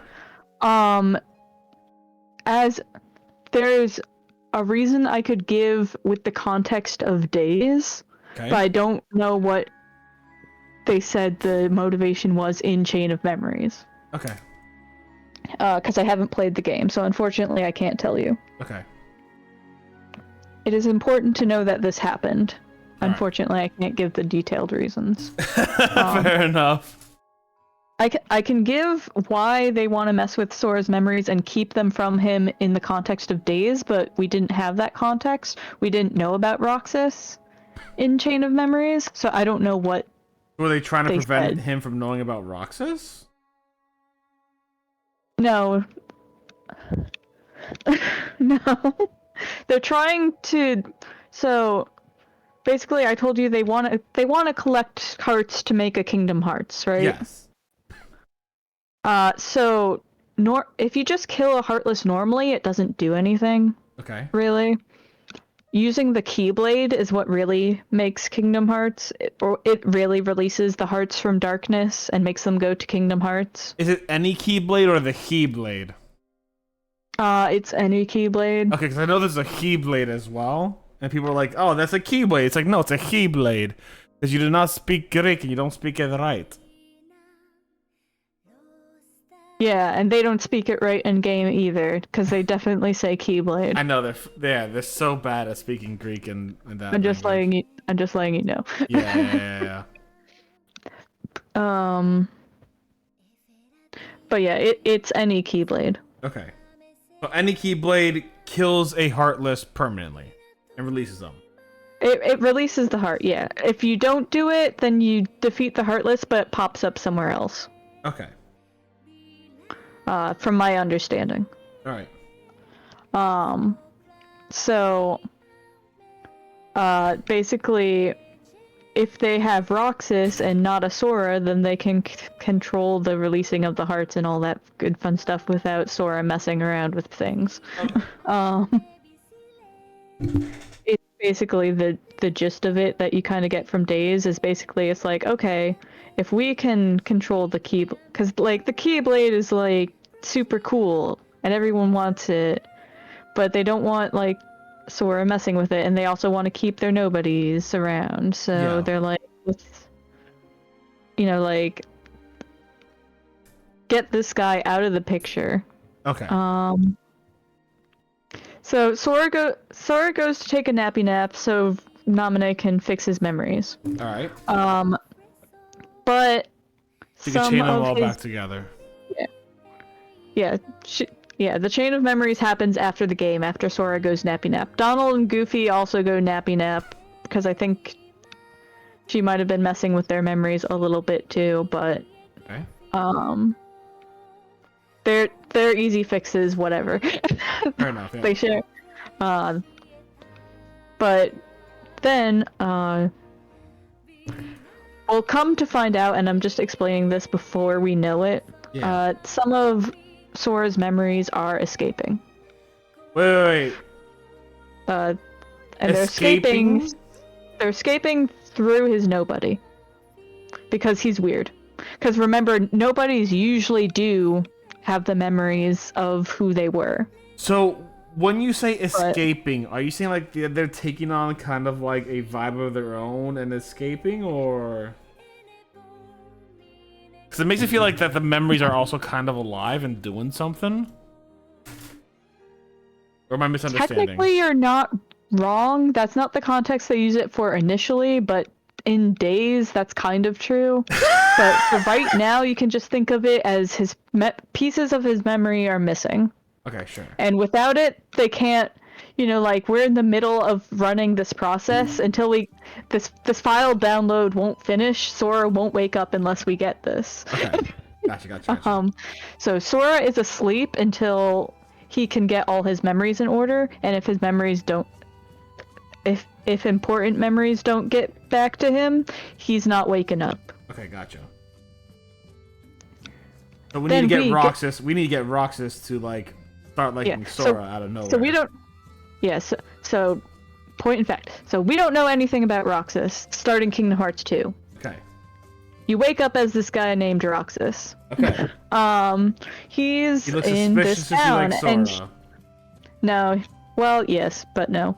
He wakes up in his town, and he's got all these good friends, and they're enjoying their summer vacation. Except weird things keep happening in the town, and there's these weird glitches, and it's like someone's trying to keep him and his friends from going to visit the beach. Like they can't leave town for some reason. Okay. And he's like, this is all weird. And then this guy in a black hood named Axel shows up. Is like, hey, we're buddies. You need to come with me. And he's like, no, stranger danger. Okay, fair enough. And like basically just like a bunch of weird stuff keeps happening.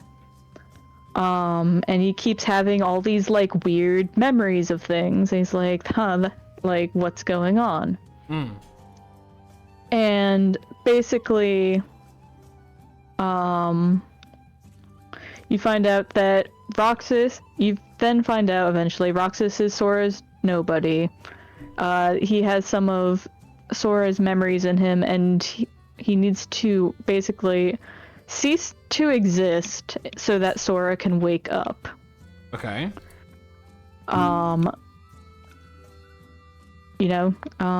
Just casually cease to exist, yeah. Yeah. He needs to go back to Sora. So does Roxas understand like who and what he is?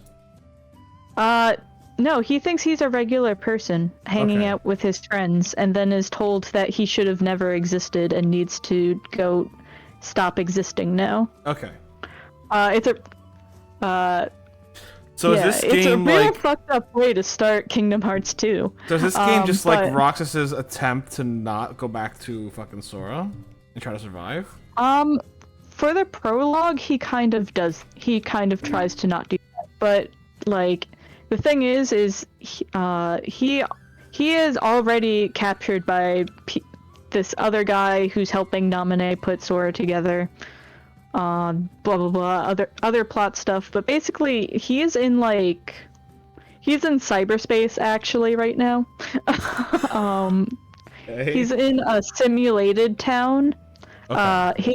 His friends are not real. Okay.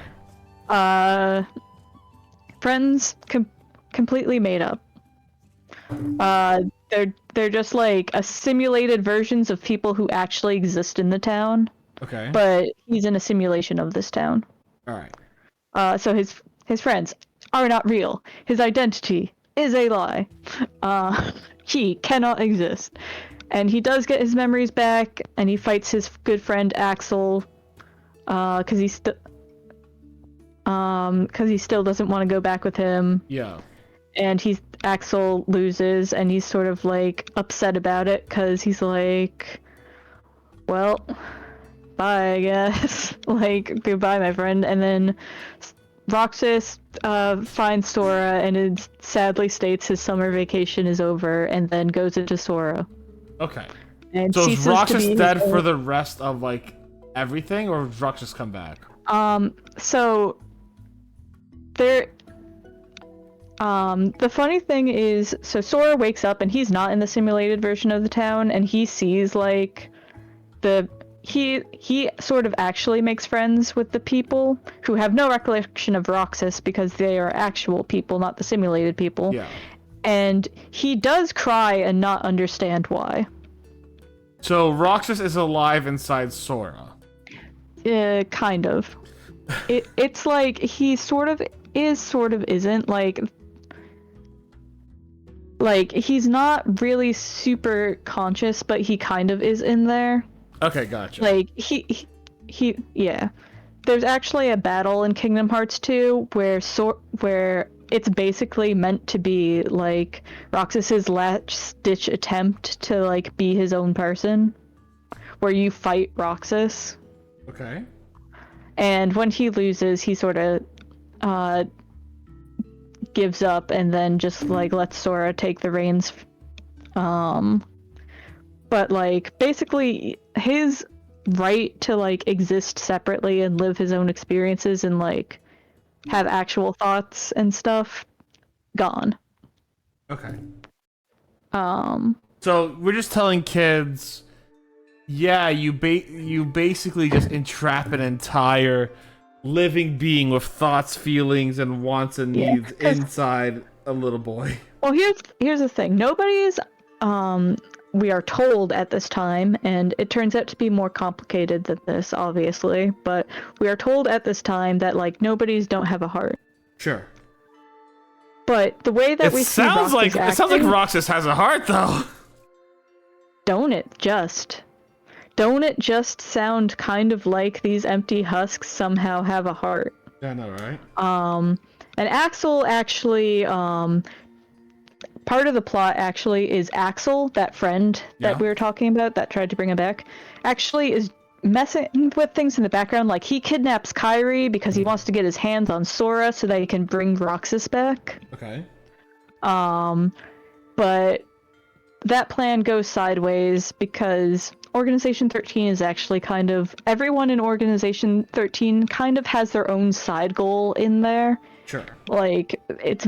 Very few people are in there just to really get a heart.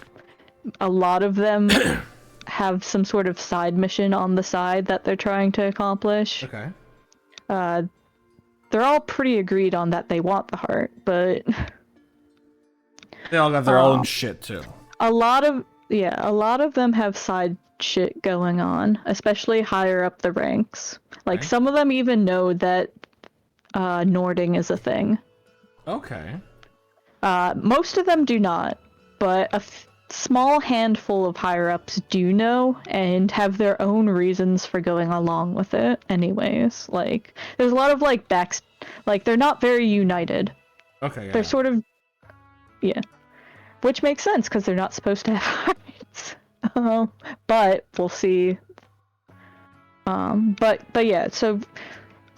Axel tries to do that, and he fails, and then he does wind up dying for Sora. And on his deathbed just sort of says, like, yeah, I wanted to see Roxas again. He made me feel like I had a heart. You kind of make me feel the same. Go get Kyrie, goodbye, and then dies. Alright, cool. Yeah. I think sometime after that is when Roxas fights you. Because I think on his defeat, he has a small talk with Axel before he just, like, swoops away from Sora. Yeah. But yeah, So Axel and Axel what's his name do get one more like goodbye. Yeah, they get kind of like a... It looks like from the movie cutscenes I've seen, it looks like they get like a small final goodbye. But alright, happy for the important thing to note by the end of Kingdom Hearts 2 is Roxas is absorbed into Sora. Yes. Axel is dead. Okay. For now. And so those are... And a whole bunch of people died at Castle Oblivion. For now. Yeah. So that's where we leave off. Oh, we haven't even gotten to the explanation. That's right. So what was the original talk we're going on about? We're talking about 355 over 2 days. Right, and why that is such a good story. Because this tells the story of Roxas, Axel, and a 14th member, Xion, which we have not seen in any game. Isn't she also Sora? Yes, but the important thing that you know as a new player coming in is you have not seen her before. You have not seen her in the future. Okay. Or at Chain of Memories before. She dies. So you have this character named Xion, which we do not hear anything about as per Kingdom Hearts 2. Okay. Roxas and Axel are the protag trio of this game, and the story is about their friendship and how they all want to stay together. Okay. So Forever. they're making these antagonists sound forever. like normal, lovely protagonists. So, Basically, so you sit down playing this game, knowing that and I'm jumping a little ahead, but knowing that whenever Axel says that he wants to protect his friends and keep them around, he will fail. He will die. Oh, wait, yeah, this is a prequel to 2. This is a prequel to 2. Yeah, okay. You know, as per 2, that eventually Axel will die in Kingdom Hearts 2. Okay, yeah. You know that he will fail to keep Roxas from being swooped into Sora. Yeah. You know that Roxas, for everything that he does to become his own person, will ultimately have to give that all up, and you know that you have not heard anything about what happens to Shion. God, good job. So you there, know Axel. that Jesus kicking off. Christ. So you are playing a dramatic tragedy where you know that this is going to end horribly. Because it already has. Yeah, because you've already killed the people that are gonna make you fall in love with. Yes. So, you start off as basically, you hear that Roxas basically could hardly speak a word his first couple of days of the organization, could barely remember anything of it. Mm-hmm. Kind of acting like a zombie. Okay. And basically, he goes on missions with a bunch of the Organization 13 members. And he grows particularly close to Axel, but he goes on missions with all of them, including the organization members that go to Castle Oblivion. Okay. But you get this really... So, there's a point where, the members go off, because this happens at the same time as Chain of Memories, there's some overlap. So, there's a point where it's oh, all those people you went on missions on, they're dead. Okay. So, it's you weren't as close to them, but, there's some drama about, you as a player know that Axel's gonna be fine, but Axel was also in Castle Oblivion, so you're Roxas is worried about that. But basically, Roxas sort of falls into this habit of basically, as Axel gets close to them, Axel takes Roxas out for ice cream after missions, and then they start just going there after their missions, whether they're together or not, and having ice cream. And, Roxas is well, why do we do this? And Axel's because it's what friends do, I guess. Because Axel has his memories, so he knows that. He knows what friends are like. He knows what friends are like, and this is actually really fun because, this is a fun dynamic because, this is where, the writing is good, because, Roxas will be what's the difference between, a friend and a best friend, or, what's up with this? Because, again, starting off, he has no memories and, no context for a lot of things. Sure. And he knows that he's not supposed to have a heart. So, there's a lot of things that he's, grappling with. And Axel, who knows that he doesn't seem to have a heart, and also just being, a human being, often kind of, fails to explain it well. Okay. So, I don't know if you've seen that line that gets clowned on a lot. There's a line where Roxas says, who else will I have ice cream with? Yeah, I've never seen that line. No, a lot of people clown on it because it's during a tragic scene that we'll get to, but it's because Axel explains friendship as this when you go out with your friends and eat ice cream with them and talk about stupid shit. Okay. Which is true, but not a bad explanation. Yeah, a lot of his explanations are kind of like that, or where he gets it, but it's you can see how basically Roxas's context for what friendship is going and getting sea salt ice cream with them. You know what I mean? Yeah. And And basically, there's a fort. Yes, but basically, like, the whole thing is about his friendship with Axel and his friendship with Shion, who is a whole other thing. A whole other thing. Like, Shion's, like, if you want to understand what Shion is, that's where it gets, like, super... Like, that's where people, especially people who haven't played the games, are just like, oh my god! Like, because She's Sora, that's what I know. Shion is, like, so many things on top of so many things. Like, she's the weirdest thing ever. But it's actually really, like, it works in the context of the game. Mm-hmm. But, I'm not going to explain her just yet because this is getting to the point I was originally talking about, which is, like, when I said, like, and this isn't just my idea, like, other people have said this too, in YouTube video essays and things like that, where it's like, when Roxas goes to the other Disney worlds, it is in the context of missions, not really, like, Sora will be like, yeah, let's become besties with all these people and become close, you know, like, whoa, we're going on adventures, versus Roxas is there to, like, do his job. Like, Right.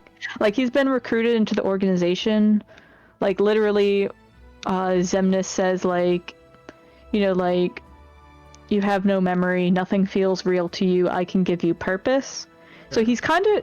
So the game starts off and you're just kind of doing these missions because what else are you gonna do?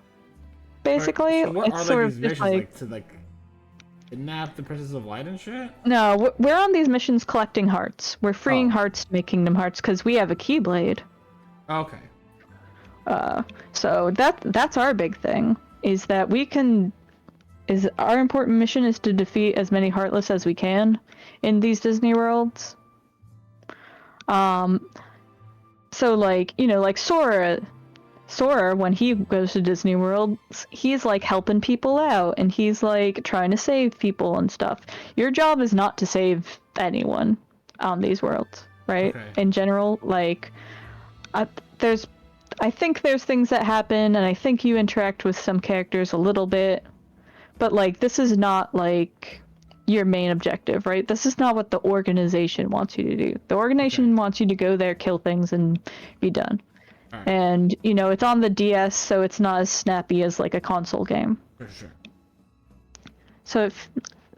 But the thing is that sort of puts you into his headspace where it's like, you are doing these missions because you're doing these missions, right?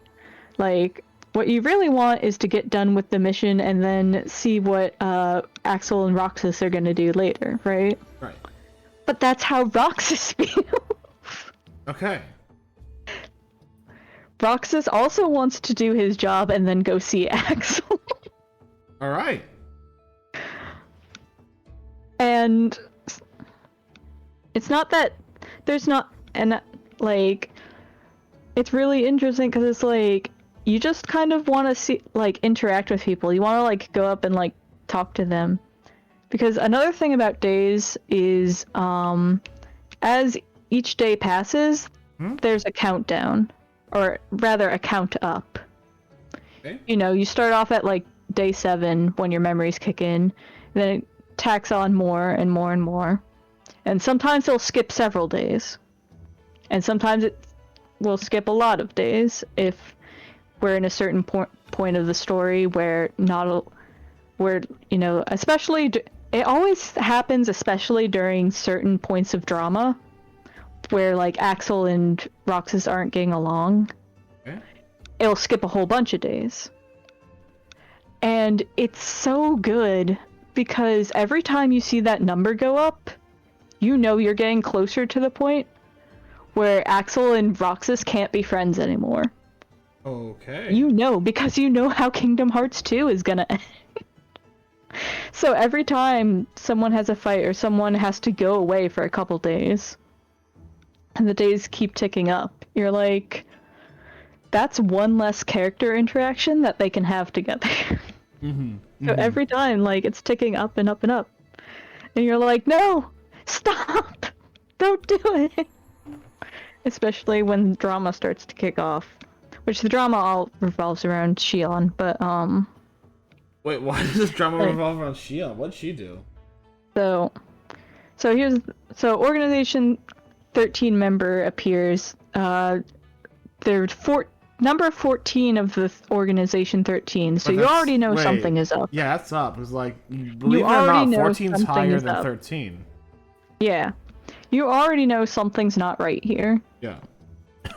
And she always keeps her hood up, blah blah blah.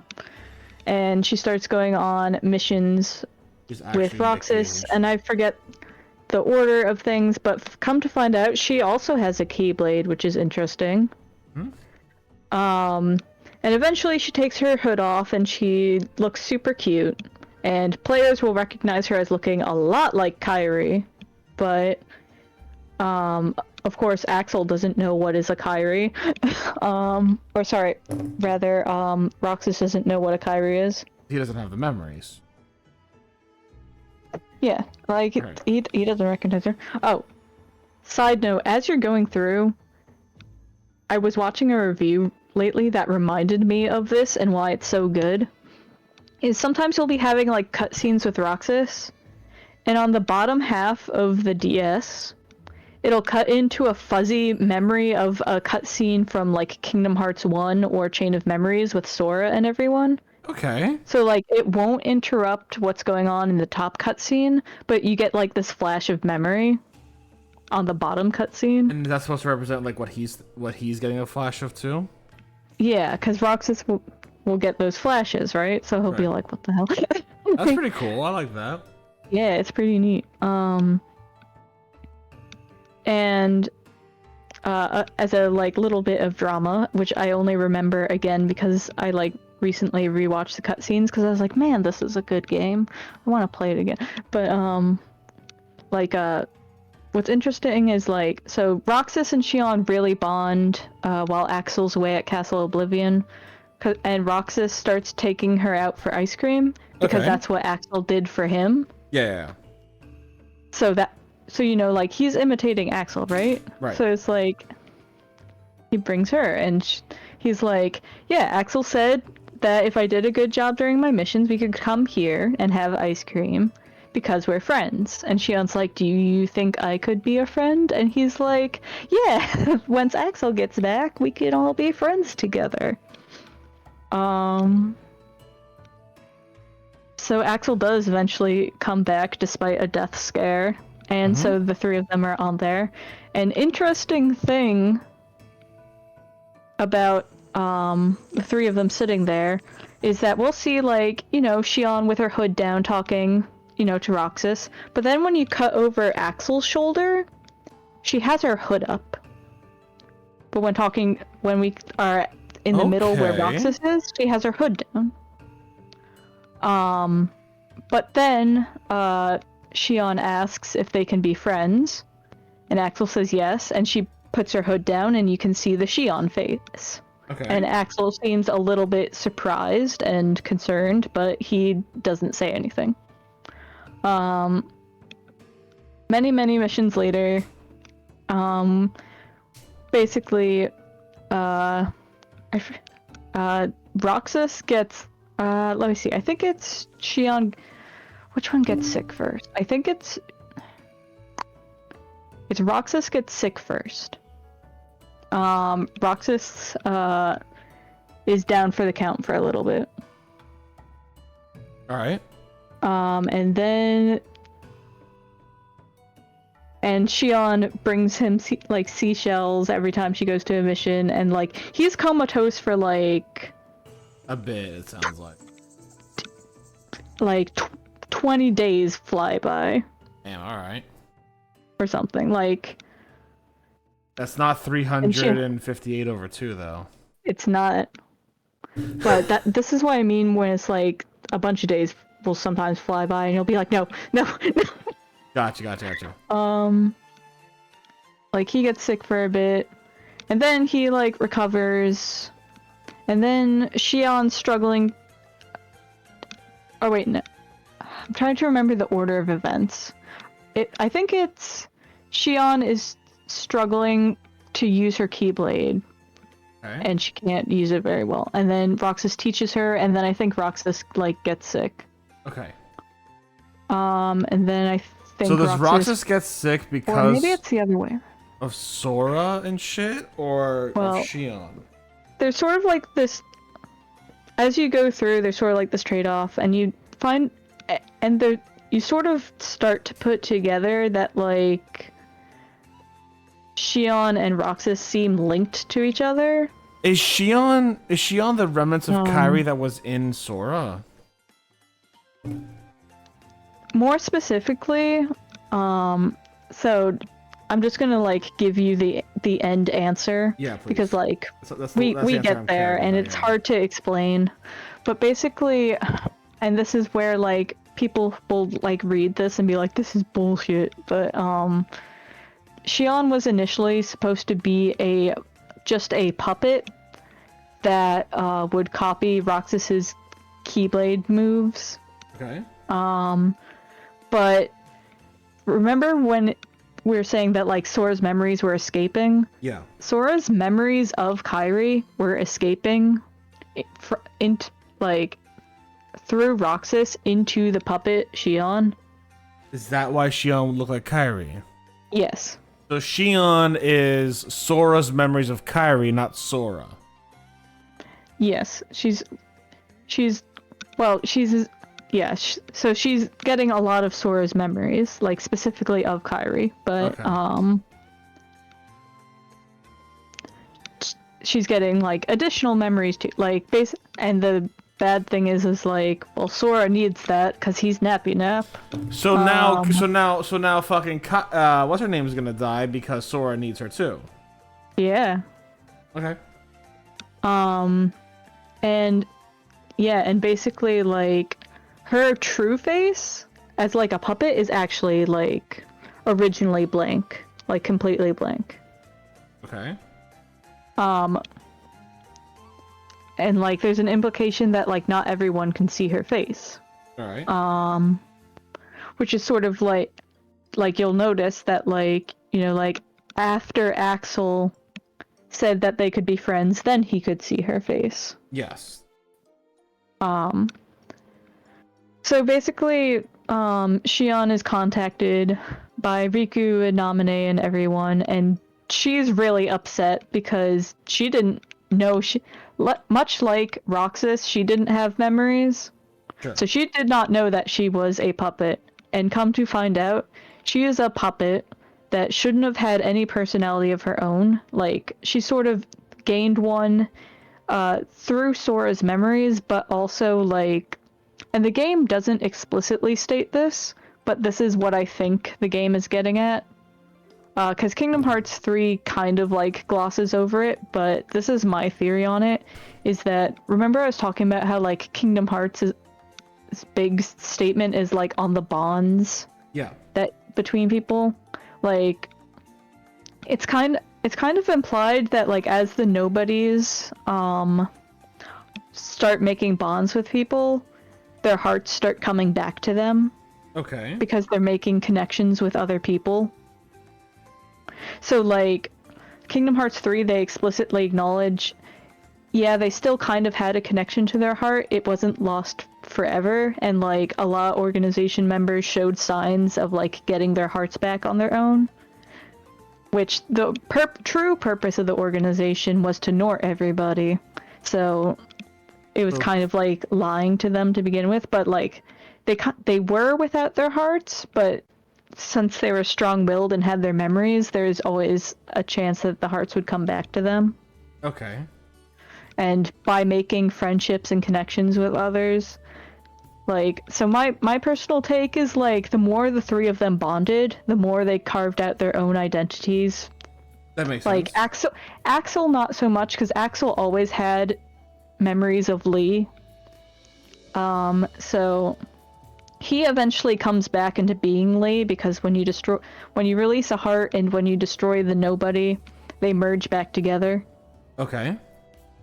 So when he dies in Kingdom Hearts 2, in Dream Drop Distance, we find out that he's alive as Lee now, and he has Okay. memories of his past and being a nobody. So they're kind of, because unlike Roxas and Shion, who kind of formed their own identities outside of Sora, because again, Sora was existing separately from them, Sure. and they have different memories. Different chain of memories. Yeah, like they're kind of like they sort of actually managed to form an identity of their own. Yeah. Outside of Sora, versus Axel who more connected to his old heart. Sure. Is how I always interpreted it. It's not very clear, but that's always been my understanding of it. It's just not stated the clearest or directly. So are Roxas and Shion, because I vaguely remember them being like vaguely in like Kingdom Hearts 3. Are they a separate thing after Kingdom Hearts 3, or are they still like... So Kingdom Hearts 3, the plot of Kingdom Hearts 3, we're jumping ahead a little, is I like the way that a good enough summary of Kingdom Hearts puts it, where he's just like, you've got a lot of hearts gelling up your jam. We gotta do something about this. So Kingdom Hearts 3 is them trying to figure out them, basically an acknowledgement of Roxas and like other people, other like nobodies and things that are floating around, being like, wait a second, maybe they had thoughts and feelings of their own. Maybe they shouldn't have just like swooped out of existence. Okay. Because again, like Roxas is like, he doesn't when I say he doesn't exist, like I get it. It's a complicated thing where it's he's like in Sora's brain. He's like, yeah, it's like, Sora, if you think of like Roxas as like traditionally how it would be is like Sora would have been the heart that would have gone back into the shell, but there's a whole bunch of weirdness there. So like, And you can Sora's think of the it exception as, to everything. yeah. So like, basically like there's Roxas's like memory isn't in there. Who he is, his identity like isn't quite in there, but like certain parts of him are. Sure. Like especially like when I mentioned like, like Sora, like when he says goodbye to those people at Twilight Town, he's like like cries. And he's like, he's like, I have no idea why I'm crying right now. Right. He just feels an ache, and it's not like there's some conversation going on in his head or something. It's just this ache that he has in him. And that's basically Roxas. how Roxas exists. That's the extent to which he exists. Yeah. Is that ache in his heart, basically. And like Roxas does, like I said, there's that battle between Roxas and Sora. Yeah. Where Sora just goes, but you that will was never basically- exist. I hate you. Yeah. Well, Sora doesn't. That's the thing. Is Sora doesn't even know what the fuck is going on. Yeah. And like that's part of the tragedy of it, is that like it's really sad because like there's a part of the thing with like that makes it so tragic is sort of a lack of acknowledgement from people who aren't nobodies that the nobodies have any sort of right to exist. Mm-hmm. Like there's the assumption that it's like you should not be here. You don't have feelings. You're not valid. You are canceled. So that's King Mickey in the group. And that's like everyone there. Okay. But King Mickey's the bad guy. Or, well, He's evil. He's Mickey eventually like. This is what Recoded is. Recoded is them finding out a bit more about Roxas. Like, Recoded is Mickey and finding out the things that we as players already know, which is why a lot of people don't like Recoded. is because it's a weird sort of summary that kind of doesn't matter, but also it basically acts as an explanation for like why in Dream Drop Distance in Kingdom Hearts 3, they're like, hey, we should figure out about that whole, you've got a lot of people in you, Sora. It's becoming a problem. Yeah. We need to sort of sort you out. Mm-hmm. It's the in-universe explanation for things we already know out of universe. Yeah. But the thing to remember is that sort of like happy ending, that does not exist in 358 Days Over 2. Yeah. That is not acknowledged because those games aren't out yet. Yeah. So it's sort of, so we don't know that they're gonna get a happy ending. Yeah. Many games. We only know that they're going to get Kingdom Hearts 2. Yeah. So the whole thing is like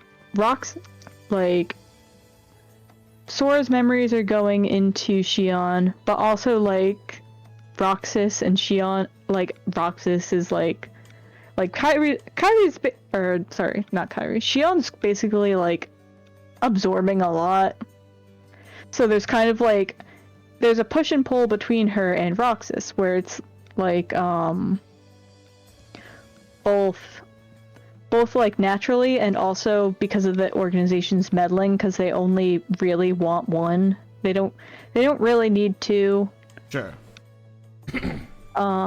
So whichever one is better, they kind of want.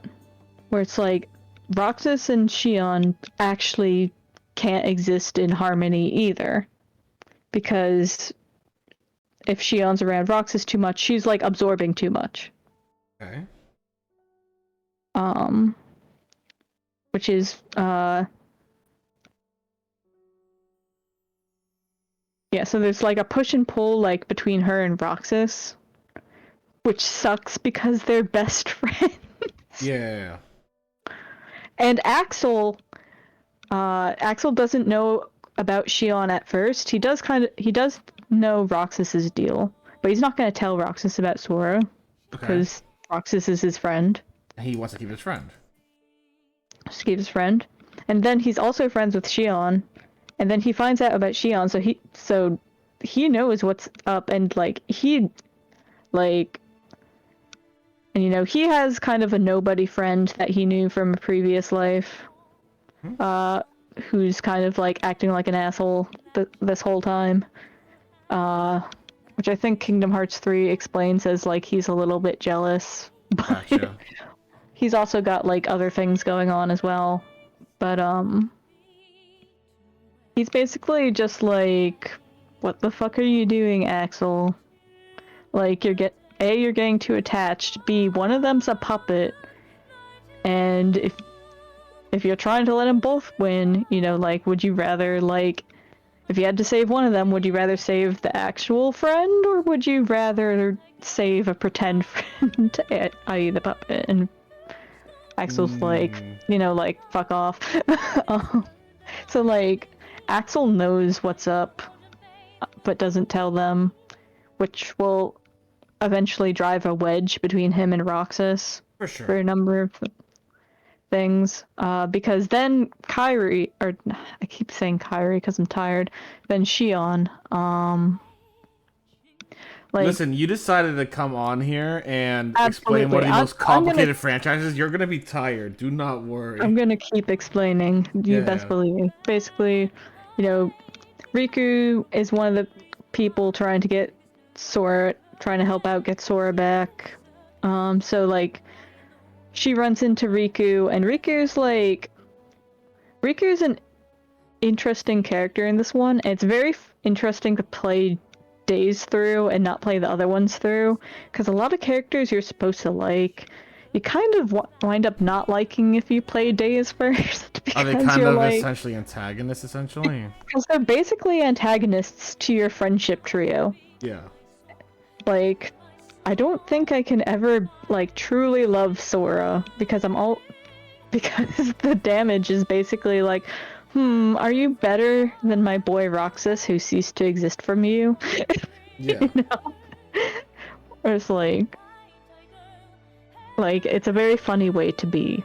But yeah, so Riku wants to get Sora back, and like he is kind like, so he breaks the news to Shion about what she is, and she is super upset about it, but not explaining to Roxas, but kind of knows that Axel knows. Yeah. And so she is conflicted, and she tries to run away from the organization and try and like figure things out without explaining anything. So Axel and Roxas try and bring her back, and the thing is like they eventually find her, and Axel brings her back by force. Okay. Which like there's like, because like he's also like a little bit more intimidated by like, or not intimidated, but like under the organization's thumb too. But Yeah. like he's really doing it because he's friends and he doesn't want his friend to go away.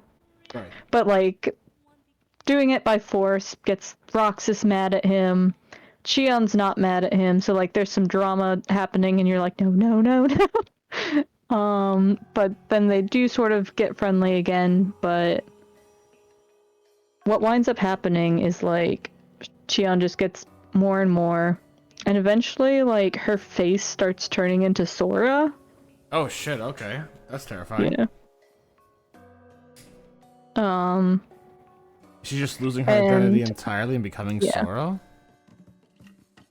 Yeah. So she runs away before Roxas can see that. But she shows Axel, and we don't see it yet. But Axel basically lets her run away, and that, of course, also gets Roxas mad at him. Of course. Because in, Axel's point of view, it's like, well, at this point, like, it's not good if they're around each other. I also don't want her to go back to Sora, but, like, damage control, like, this is the best he can do. Yeah. At the present, is, like, not let the organization get her, let her run off. If she, like, maybe she'll just run away and, like, not absorb herself into Sora, but, like, So he lets her go off, but then is tasked with finding her and bringing her back. I gotta be right back. So, dramatic cliffhanger. Be right back. How could she? Oh, how could she?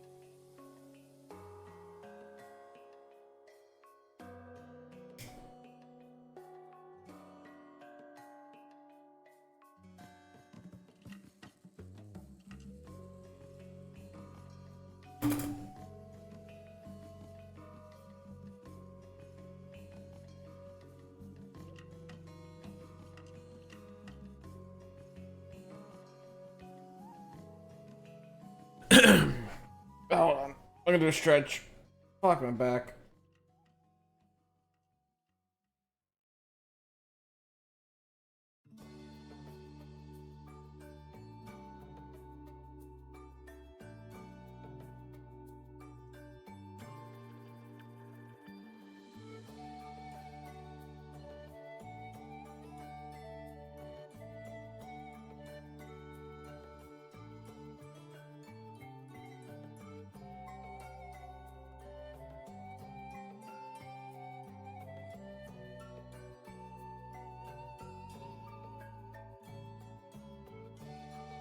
So it looks like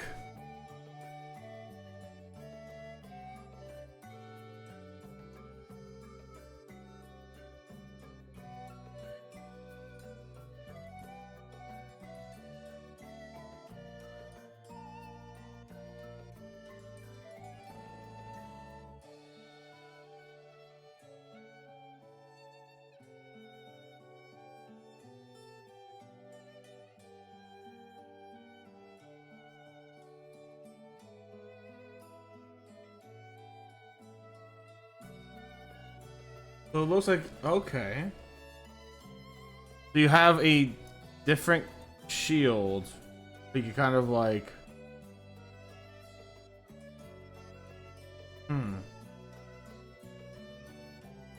okay. So you change the shield.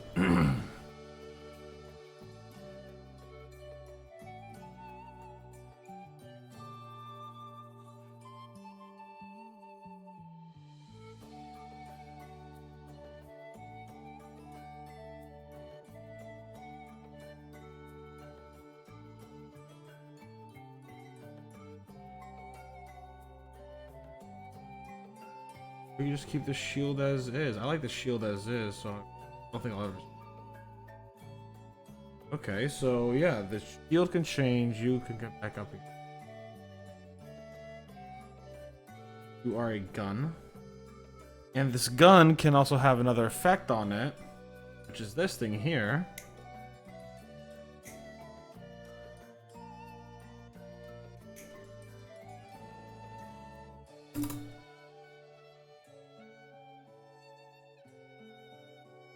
Almost looks like a really fucky sword, like.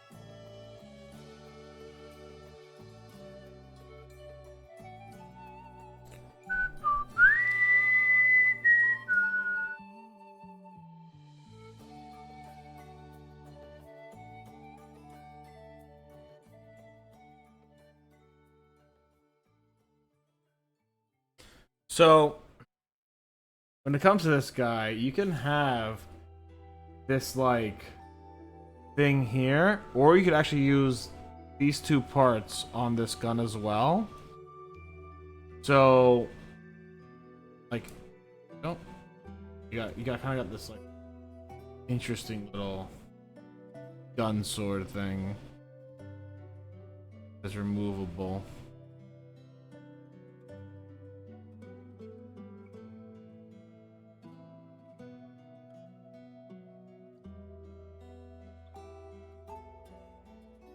All right, almost done.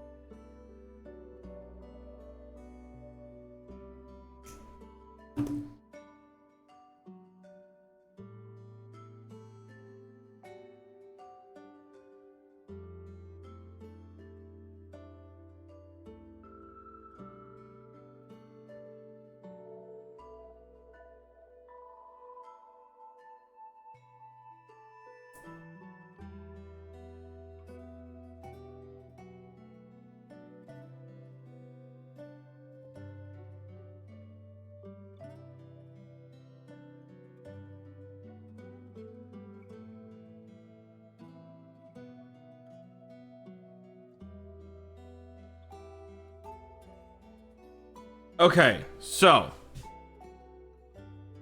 this thing is a little wild. We have here the sword, looks great, little bendy, but we could always fix that.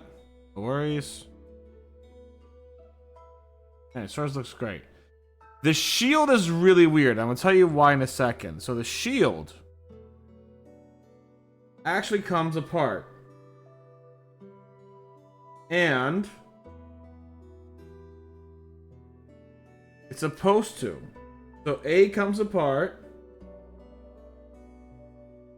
And A will go back here. Right?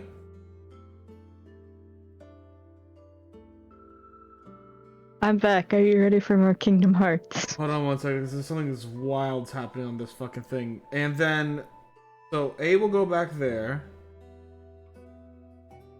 C and B, this is wild. C and B, if you take them off here, you then take off this part here. Mm. And part off. The whole point of Gunpla is you basically get to take the models and kind of pose them as you want. And so then you can put them here on the hips.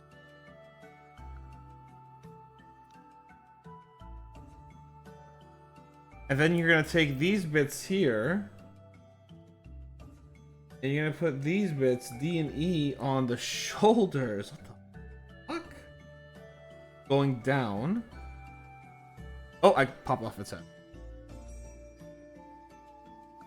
And then... He doesn't need one. You're going to... Hold on. And then you're going to what? Okay, hold on. Wait. The rest of the shield. What's happening with the rest of it? Separate these parts. Because F also gets a spot. No, so wait. So, yeah. F and E act as armor plating? What the fuck? Okay. I am just so confused as to what's happening now. Like, this is a Perfect mindset for the explanation of Kingdom Hearts. just yeah. So E goes Utter here. confusion. So you get like a small little shield here. Mm. You get a small little shield here.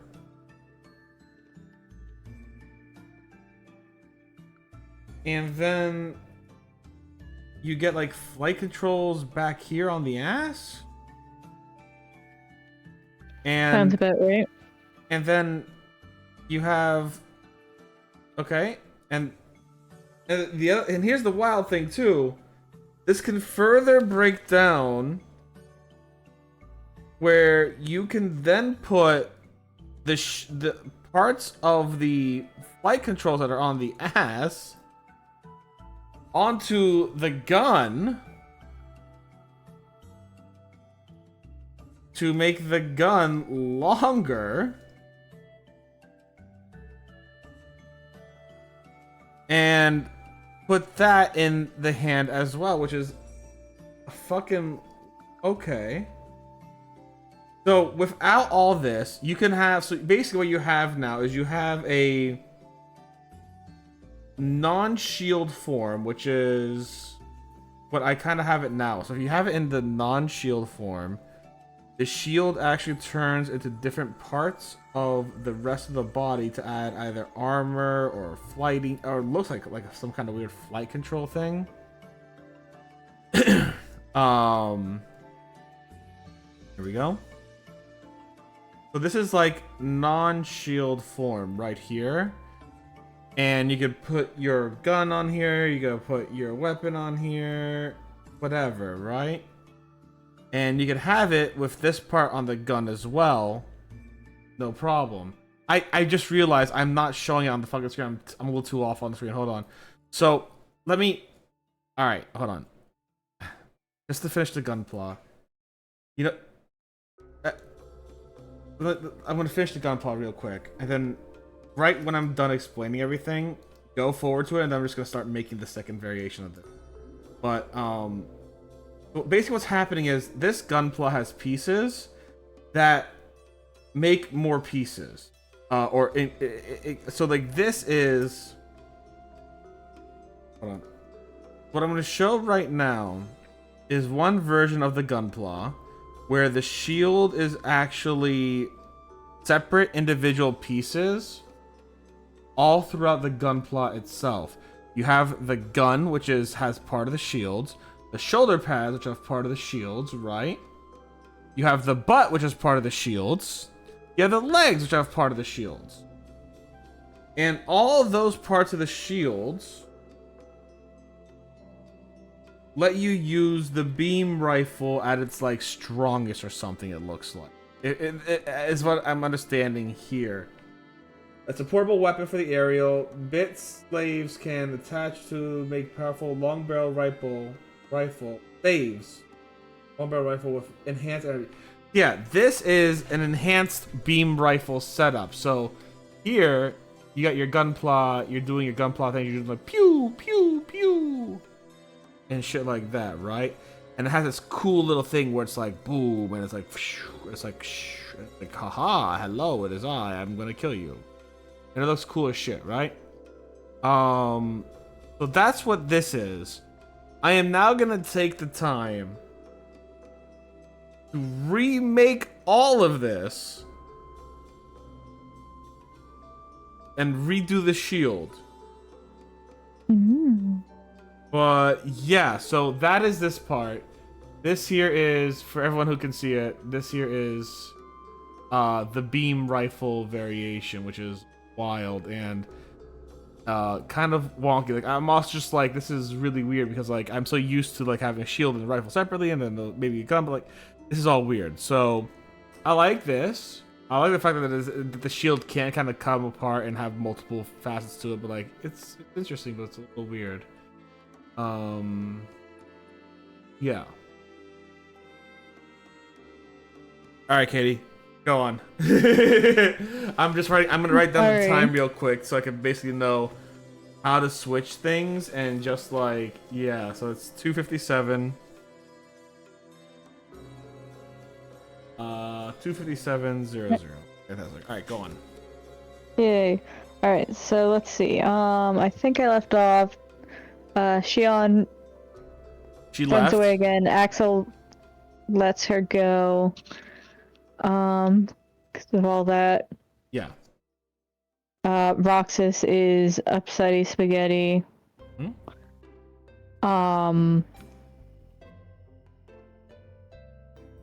He's upset. They were all supposed to go to the beach together. Which is extra sad when you know that, like, in Kingdom Hearts 2, he's constantly trying to go to the beach with his friends, but they won't let him go because they don't want to program a beach. They don't want to what? Well, Kingdom Hearts 2, remember he was in a simulated town? Yeah. So they were letting him like chill there until they're ready to like try and merge him. I gotcha.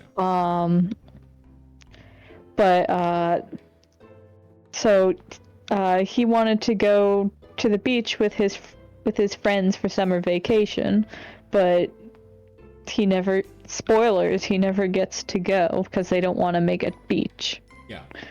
And they actually, like, he's supposed to have like 7 days of summer vacation.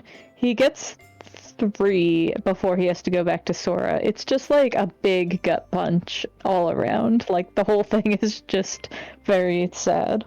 Yeah. And then it cuts to Sora waking up, and Sora's like, "Yay, my friends, let's go on adventure." And you're just like, "Fuck off!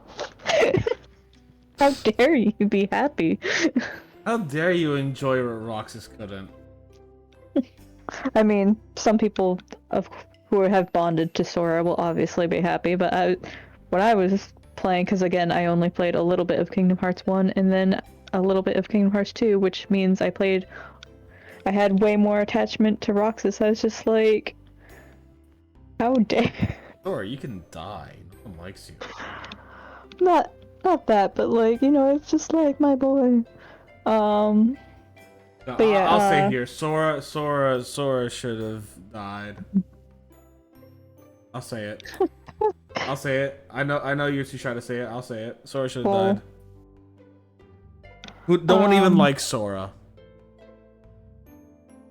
Yeah, so Axel gets ordered to bring her back or else be destroyed, and obviously he doesn't know that he's going to become Lee if he dies, so he doesn't want to get destroyed. Yeah. So, you know, he's like in a rough spot, and also he misses his friends. And then, you know, like, Roxas sort of finds out that she's a puppet because now they kind of just like explain because whatever. 1 second, 1 second. Sleepy Sama, thank you very much for the raid. Hello, Sleepy. I hope you're doing well. And also, quick little update. This is what Hi, the Sleepy. gunpla looks like with the shield and a sword. And if you wanna, like, that's how it looks like now that we took the shield apart. Put it the Sleepy. By the way, give yourself a freaking shout out, please. Thank you, Sleepy. Go give Sleepy some love, y'all. Katie's with us today, guys. But go give Sleepy some love, y'all. She's fantastic and a lovely individual. Definitely deserving of your time and stream efforts. But yeah, Sleepy, shield. I am badly explaining Kingdom Hearts 358 over 2 days. Yeah. While Steph makes a beautiful Gundam. I'm trying, yeah, and it's going pretty well. So the final form for me, and I'll probably keep it in, is this, where I have the shield, the sword, and the ass. And by the way, Sleepy loves... Oh, fucking... Sleepy loves days. Wait, I wish you were here earlier, because you probably could have corrected me, because it's been so long since I played, I had to skip over some stuff, and I'm like, how does this connect again? I know it makes sense. We've been talking days for a while now. Talking days for a while. Legitimately, I started streaming, and an hour in, Katie comes in and is like, Steph...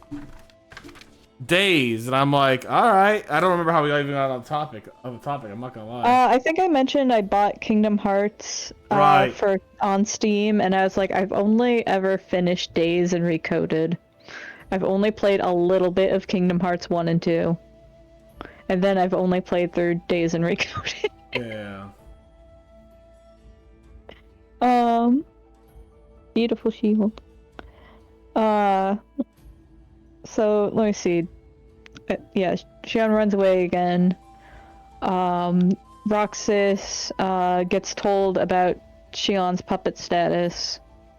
And now he's having doubts because he's like, am I a puppet too? Like, what's going on with me? Because I know I'm also a special case with a Keyblade. So he tries to get Axel to tell him, and Axel won't tell him because Axel loves his friends. Yes. But that just makes Roxas feel like he can't trust Axel, so Roxas goes to run away from the organization. One quick thing. Because I'm about to end the recording for the VOD, because we pretty much just finished everything here. If you guys want to see, if you guys want all these like cool like information and Keyblade stuff, then you have to check out the fucking stream, y'all. Did I fucking mess up somewhere?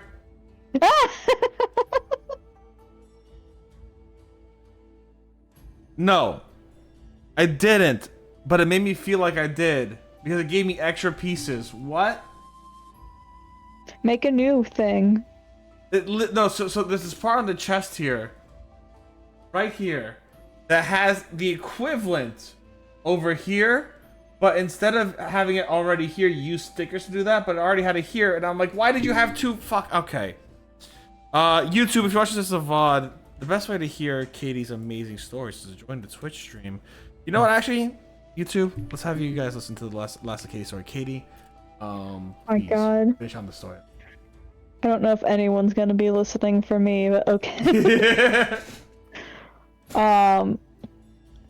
Yeah. So Roxas leaves.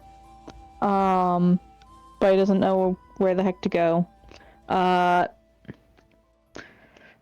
Xion is basically like accepted her fate. She's ready, but Yeah, okay. Axel finds her one last time and says a line that will always make me cry. What does he say? It's like Xion like fights him because like she's pretty much like surrendered her fate, and he's mad because she ran and then Roxas ran and he just wants his friends. Yeah. So he says like, you two keep on running, I'll always be there to bring you back. Which makes you cry because you know what happens in Kingdom Hearts 2. He fails. He fails, but he spends all of Kingdom Hearts 2 trying to bring them back. Trying to get, like, he kidnaps Kairi because he wants his hands on Sora because he wants Roxas back. Yeah. So it's just a gut punch because, like, you know, like, oh, you see the cutscene and you're like, yeah, that's pretty sad. But like, if you've played the game and like spent 358 days with these characters, you're just like, you really feel it because you know you can feel his desperation and you know how it ends. Like, yeah, Sleepy, I was telling Steph, the best thing about Days is the dramatic irony. You know you know that this can't end happy. You know that this is gonna end with everybody losing.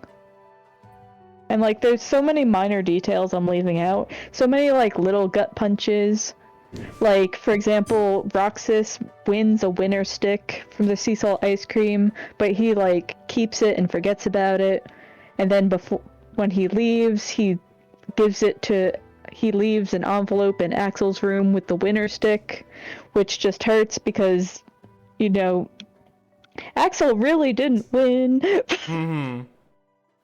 And just like so many things are like, there's so many little things and so many cute moments too, but like just like lots of like little character moments that just like, it hurts because every time you get close to someone, again, since you don't have the context of Dream Drop Distance and Kingdom Hearts 3, those games aren't out yet.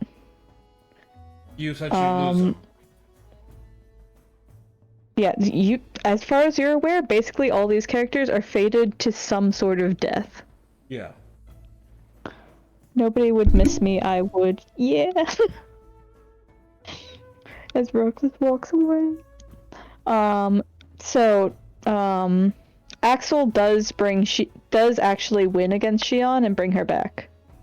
But then, Xemnas, big bad Xanor of Organization 13, gets his hands on Xion, and I think I read somewhere that like he tries to reprogram her a bit to fight Roxas. So she meets Roxas on top of the clock tower they always meet at, which Roxas is at because he's like, I tried to run away to find answers, but I have nowhere to go. Right. Like, he's like, where did I think I was going to run away to?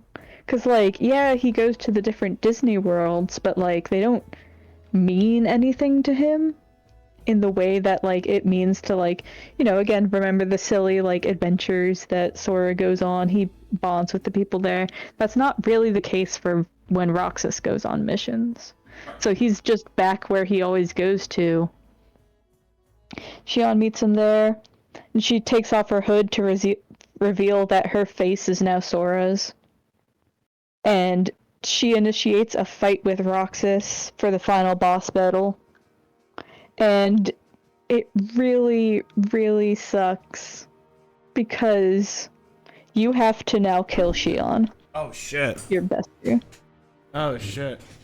And something I neglected to mention,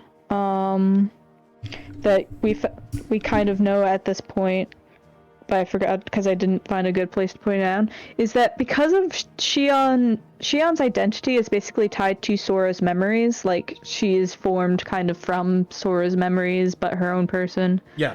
But by going back to Sora and giving his memories back, who she is to people will vanish. No one will remember her. Oh shit, okay. Which is why we hear, which is the retroactive reason, or the retcon reason why we don't hear neither hide nor hair about her in Kingdom Hearts 2. Because no one freaking remembers her. So yeah, Roxas beats her, and he's like, as soon as he does, and she's starting to like fade away, like he's already like struggling to remember who she is. And she basically tells him, you know, like, it's okay, I chose to do this.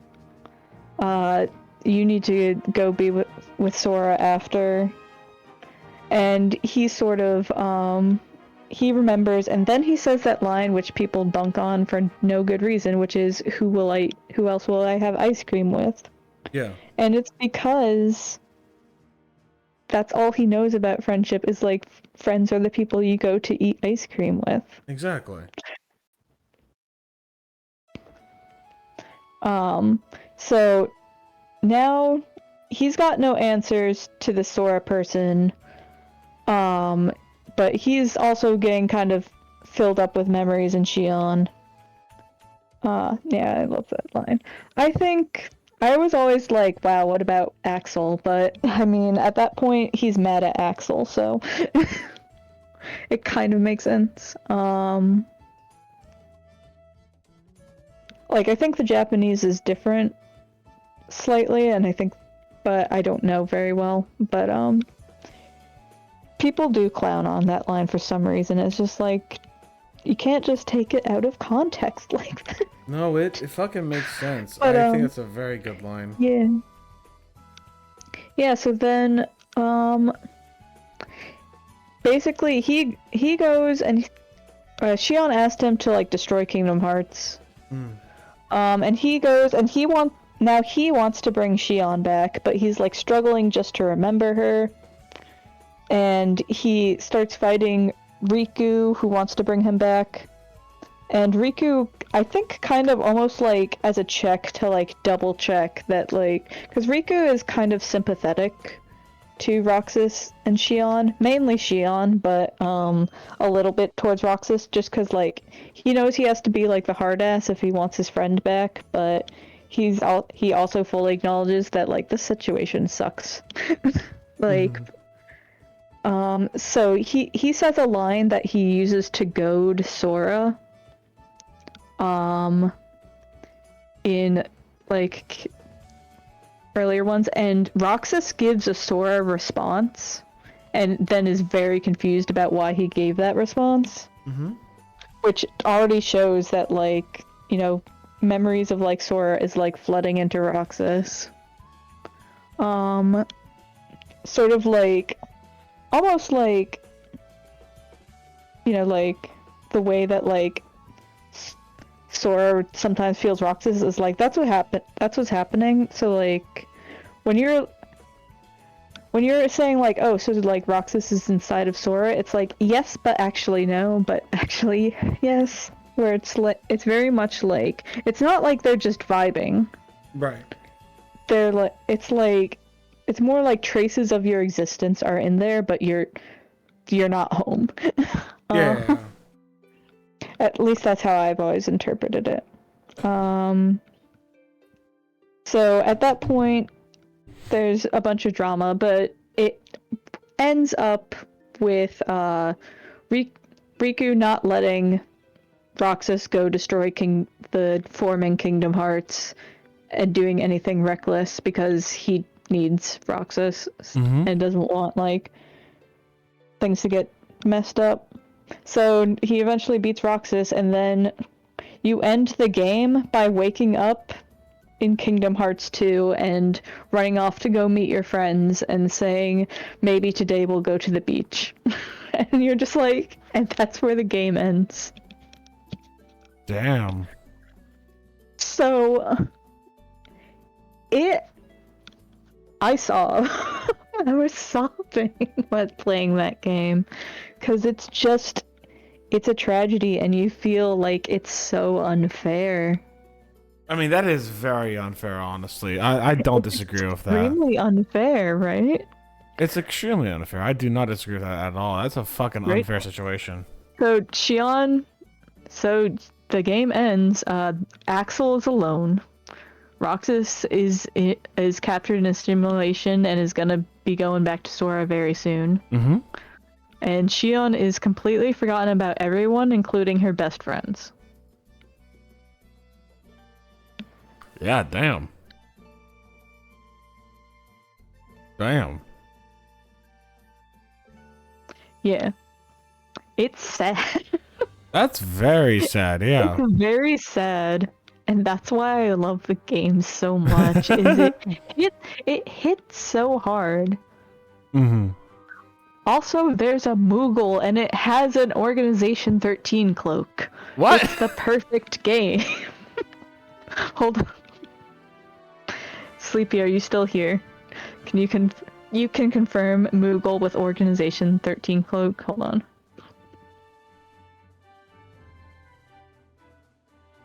Days is just Here a he treasure. is. I love it, and Sleepy can indeed confirm it. Yes. Yeah, hold on. I'm gonna send you loves Organization that little 13 guy. Moogle. Greetings, Kupo. What is your name?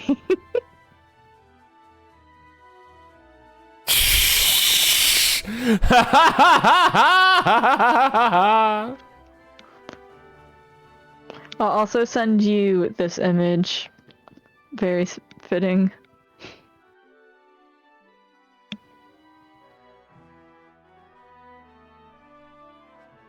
Axel, what does the why does the pronouns? Oh my god. Yeah. Axel, why does the murder robot have pronouns?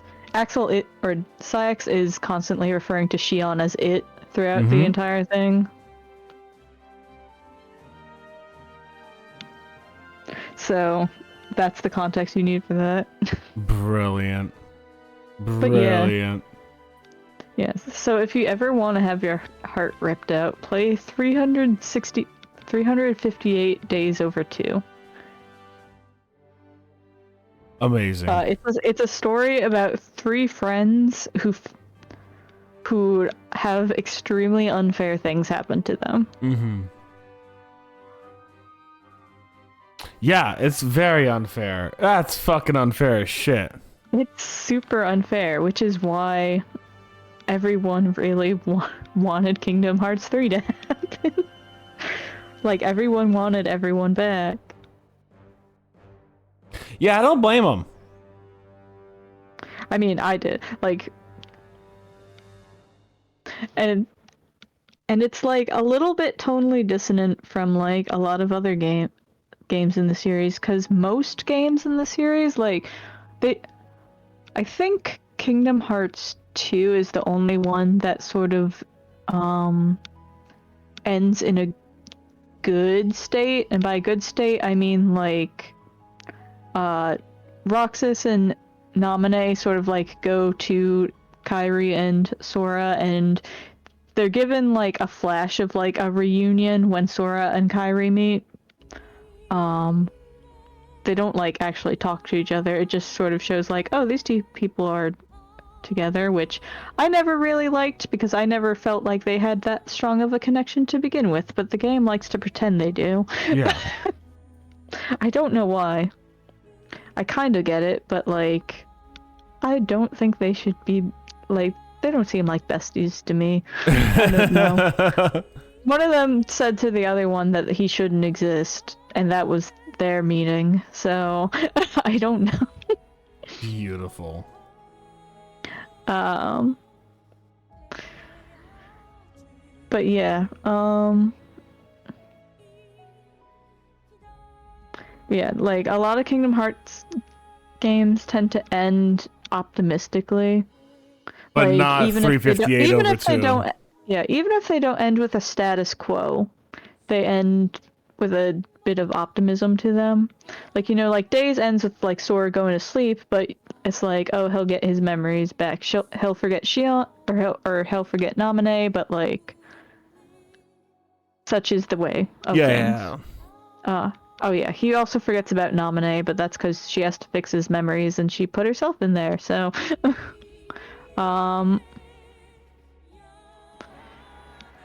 and like, you know, like, it's usually pretty happy, but Days is just like languish and despair.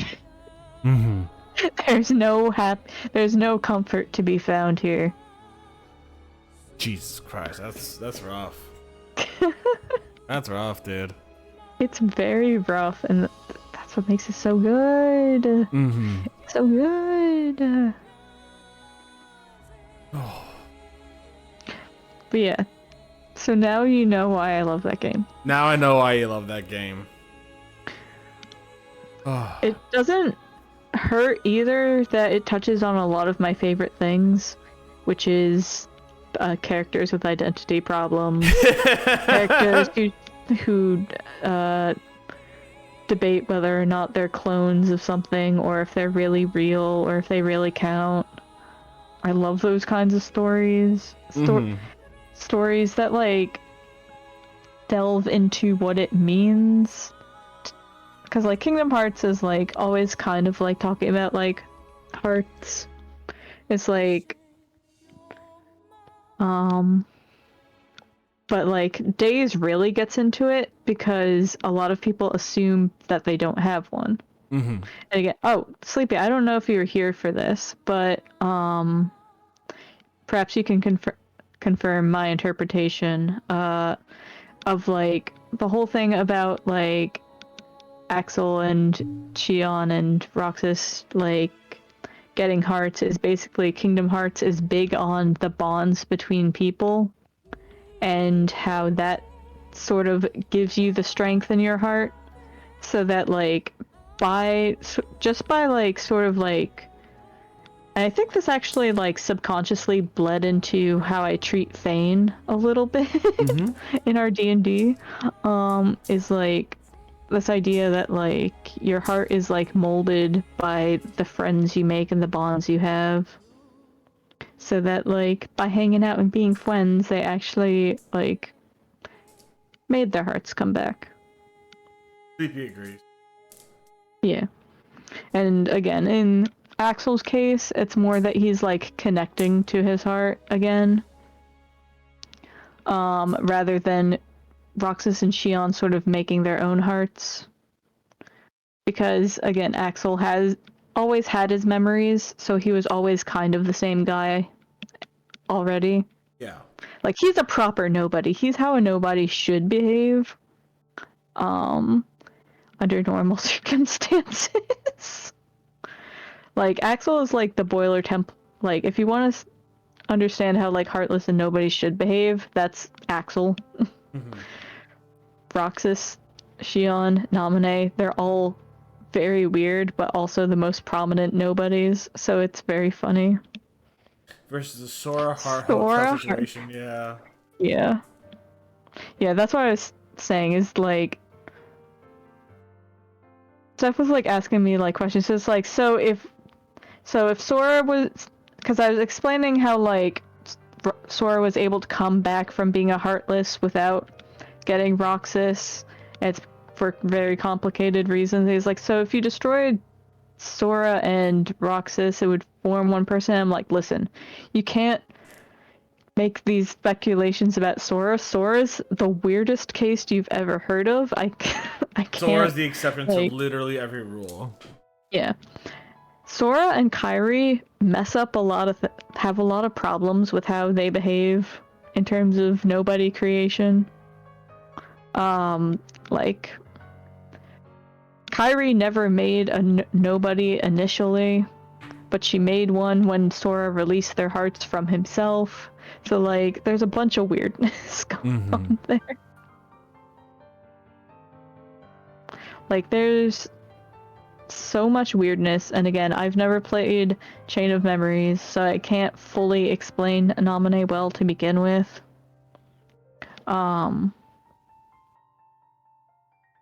I just kind of know her deal from, like, watching other videos and stuff. But yeah, I think. Hold on. I've exhausted you, I've realized. Well, no, you have not exhausted me. I have been exhausted all day. And I've been streaming now for 3.5 hours, and I realized that I'm gonna have to just sit down with you one day and just listen to this again, or you're gonna show me that video that you're talking about, the good enough summary. Oh, I'll send you those videos and you can listen on your own time, because they basically wrap up everything. Not in as much detail, because the guy summarizing it has not played the games personally, I don't think, or at least not all of them. You know what I need to do? I need to do this one day. Here's what I need to do one day. I need to get you, Drunkle, and Sleepy in one call. I need to have a stream where I just ask you the most inane, off the bat questions about fucking Kingdom Hearts. So there could be a panel discussion. And it's gonna be you three just going off about it, and I'm gonna be like, but wait, I'm confused. And it will be the perfect stream. I'd be down again. Like I can speak kind of 2 days. Kingdom Hearts and that's Lotion, about yeah. it. And I played Days like so long ago that I think I was still living at. I think when did I play Days? It'd be very funny. It would be hilarious, Sleepy. I agree. I don't even remember. Like it was a long time ago since I last played Days, but all I remember is just sobbing as Shion died. And just like crying at the unfairness of everything. It was so good. But I'd be fully down. We'll talk about doing a Kingdom Hearts lore stream. That thing will be fucking insane, and I bet you it'll last hours. I will not know a single thing what's happening, and I will come out with just as little information as I had before. Yeah. I'll send you and Sleepy the 2 videos I was talking about that basically refreshed my knowledge on everything. Nice. I would like to play the games properly, and that's why I bought it. We could watch the cutscene compilation because they don't have a like remastered version of Days. They do have a cutscene compilation. I think when you just watch cutscenes and don't have like the minor interactions and stuff, it's not as hard hitting, but agreed, yeah. You can still understand. You get the gist of it. You get the gist. You get some wonky voice acting in a few places. You cry a little bit at Axel promising to always bring them back, knowing that he'll fail and die. It's just so much. Oh no! We have to explain Kingdom Hearts to a new raid. Gravely Gothic Kayla. Hello there, friend. I hope you're doing well. Gravely Gothic Kayla, what do you do? It's a pleasure to meet you. From the top, yeah, no, we were legitimately, guys, if you're coming into the stream, first and foremost, Gravely Gothic Kayla, thank you very much for the raid. Stevie, can we get a shout out for Gravely? Kayla, I mean, Kayla's the name there. I should just do that, yeah. Kayla, I was building the Gunpla. That's what we do here. We build Gunpla, paint miniatures, all that kind of stuff. And we also got into a conversation about, well, the best Kingdom Hearts game. And that was about 2.5 of the 3.5 hours. My pleasure. Played Call of Duty. Hell yeah. How'd you find us then? I'm so curious. I don't think I've touched a Call of Duty game on stream. How'd you find us? That's a wild job. But thanks for jumping on in. I really appreciate you the raid. And Raiders, I hope you're having a great day. Hopefully you guys had a lot of fun with Call of Duty. But yeah, no, we had we were doing a lot of stuff when it came to fuck,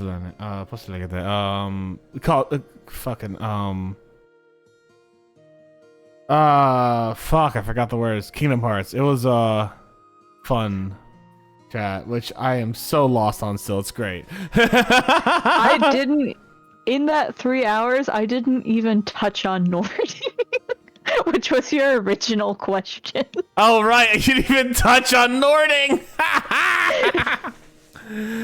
Oh, but Gravely, thank you so much. I'm going to have to stop by your stream one day in the future, too. So I hope you have a fantastic day.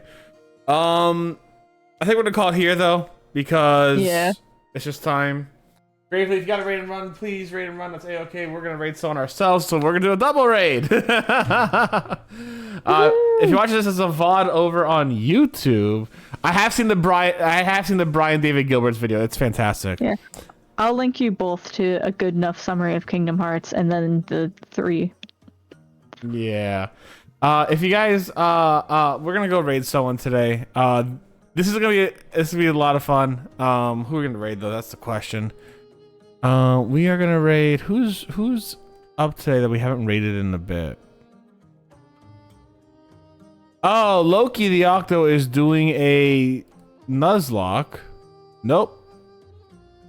Oh yeah, I mean they're doing some Pokemon cards. We'll just go say hi to Loki for a little bit.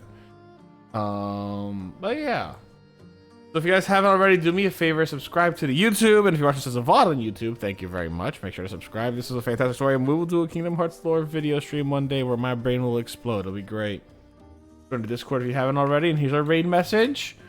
Y'all, thank you very much for your time. I hope you had a good one. Y'all stay safe, stay Botanist Cool, and we'll see you soon. Bye, everyone! Bye.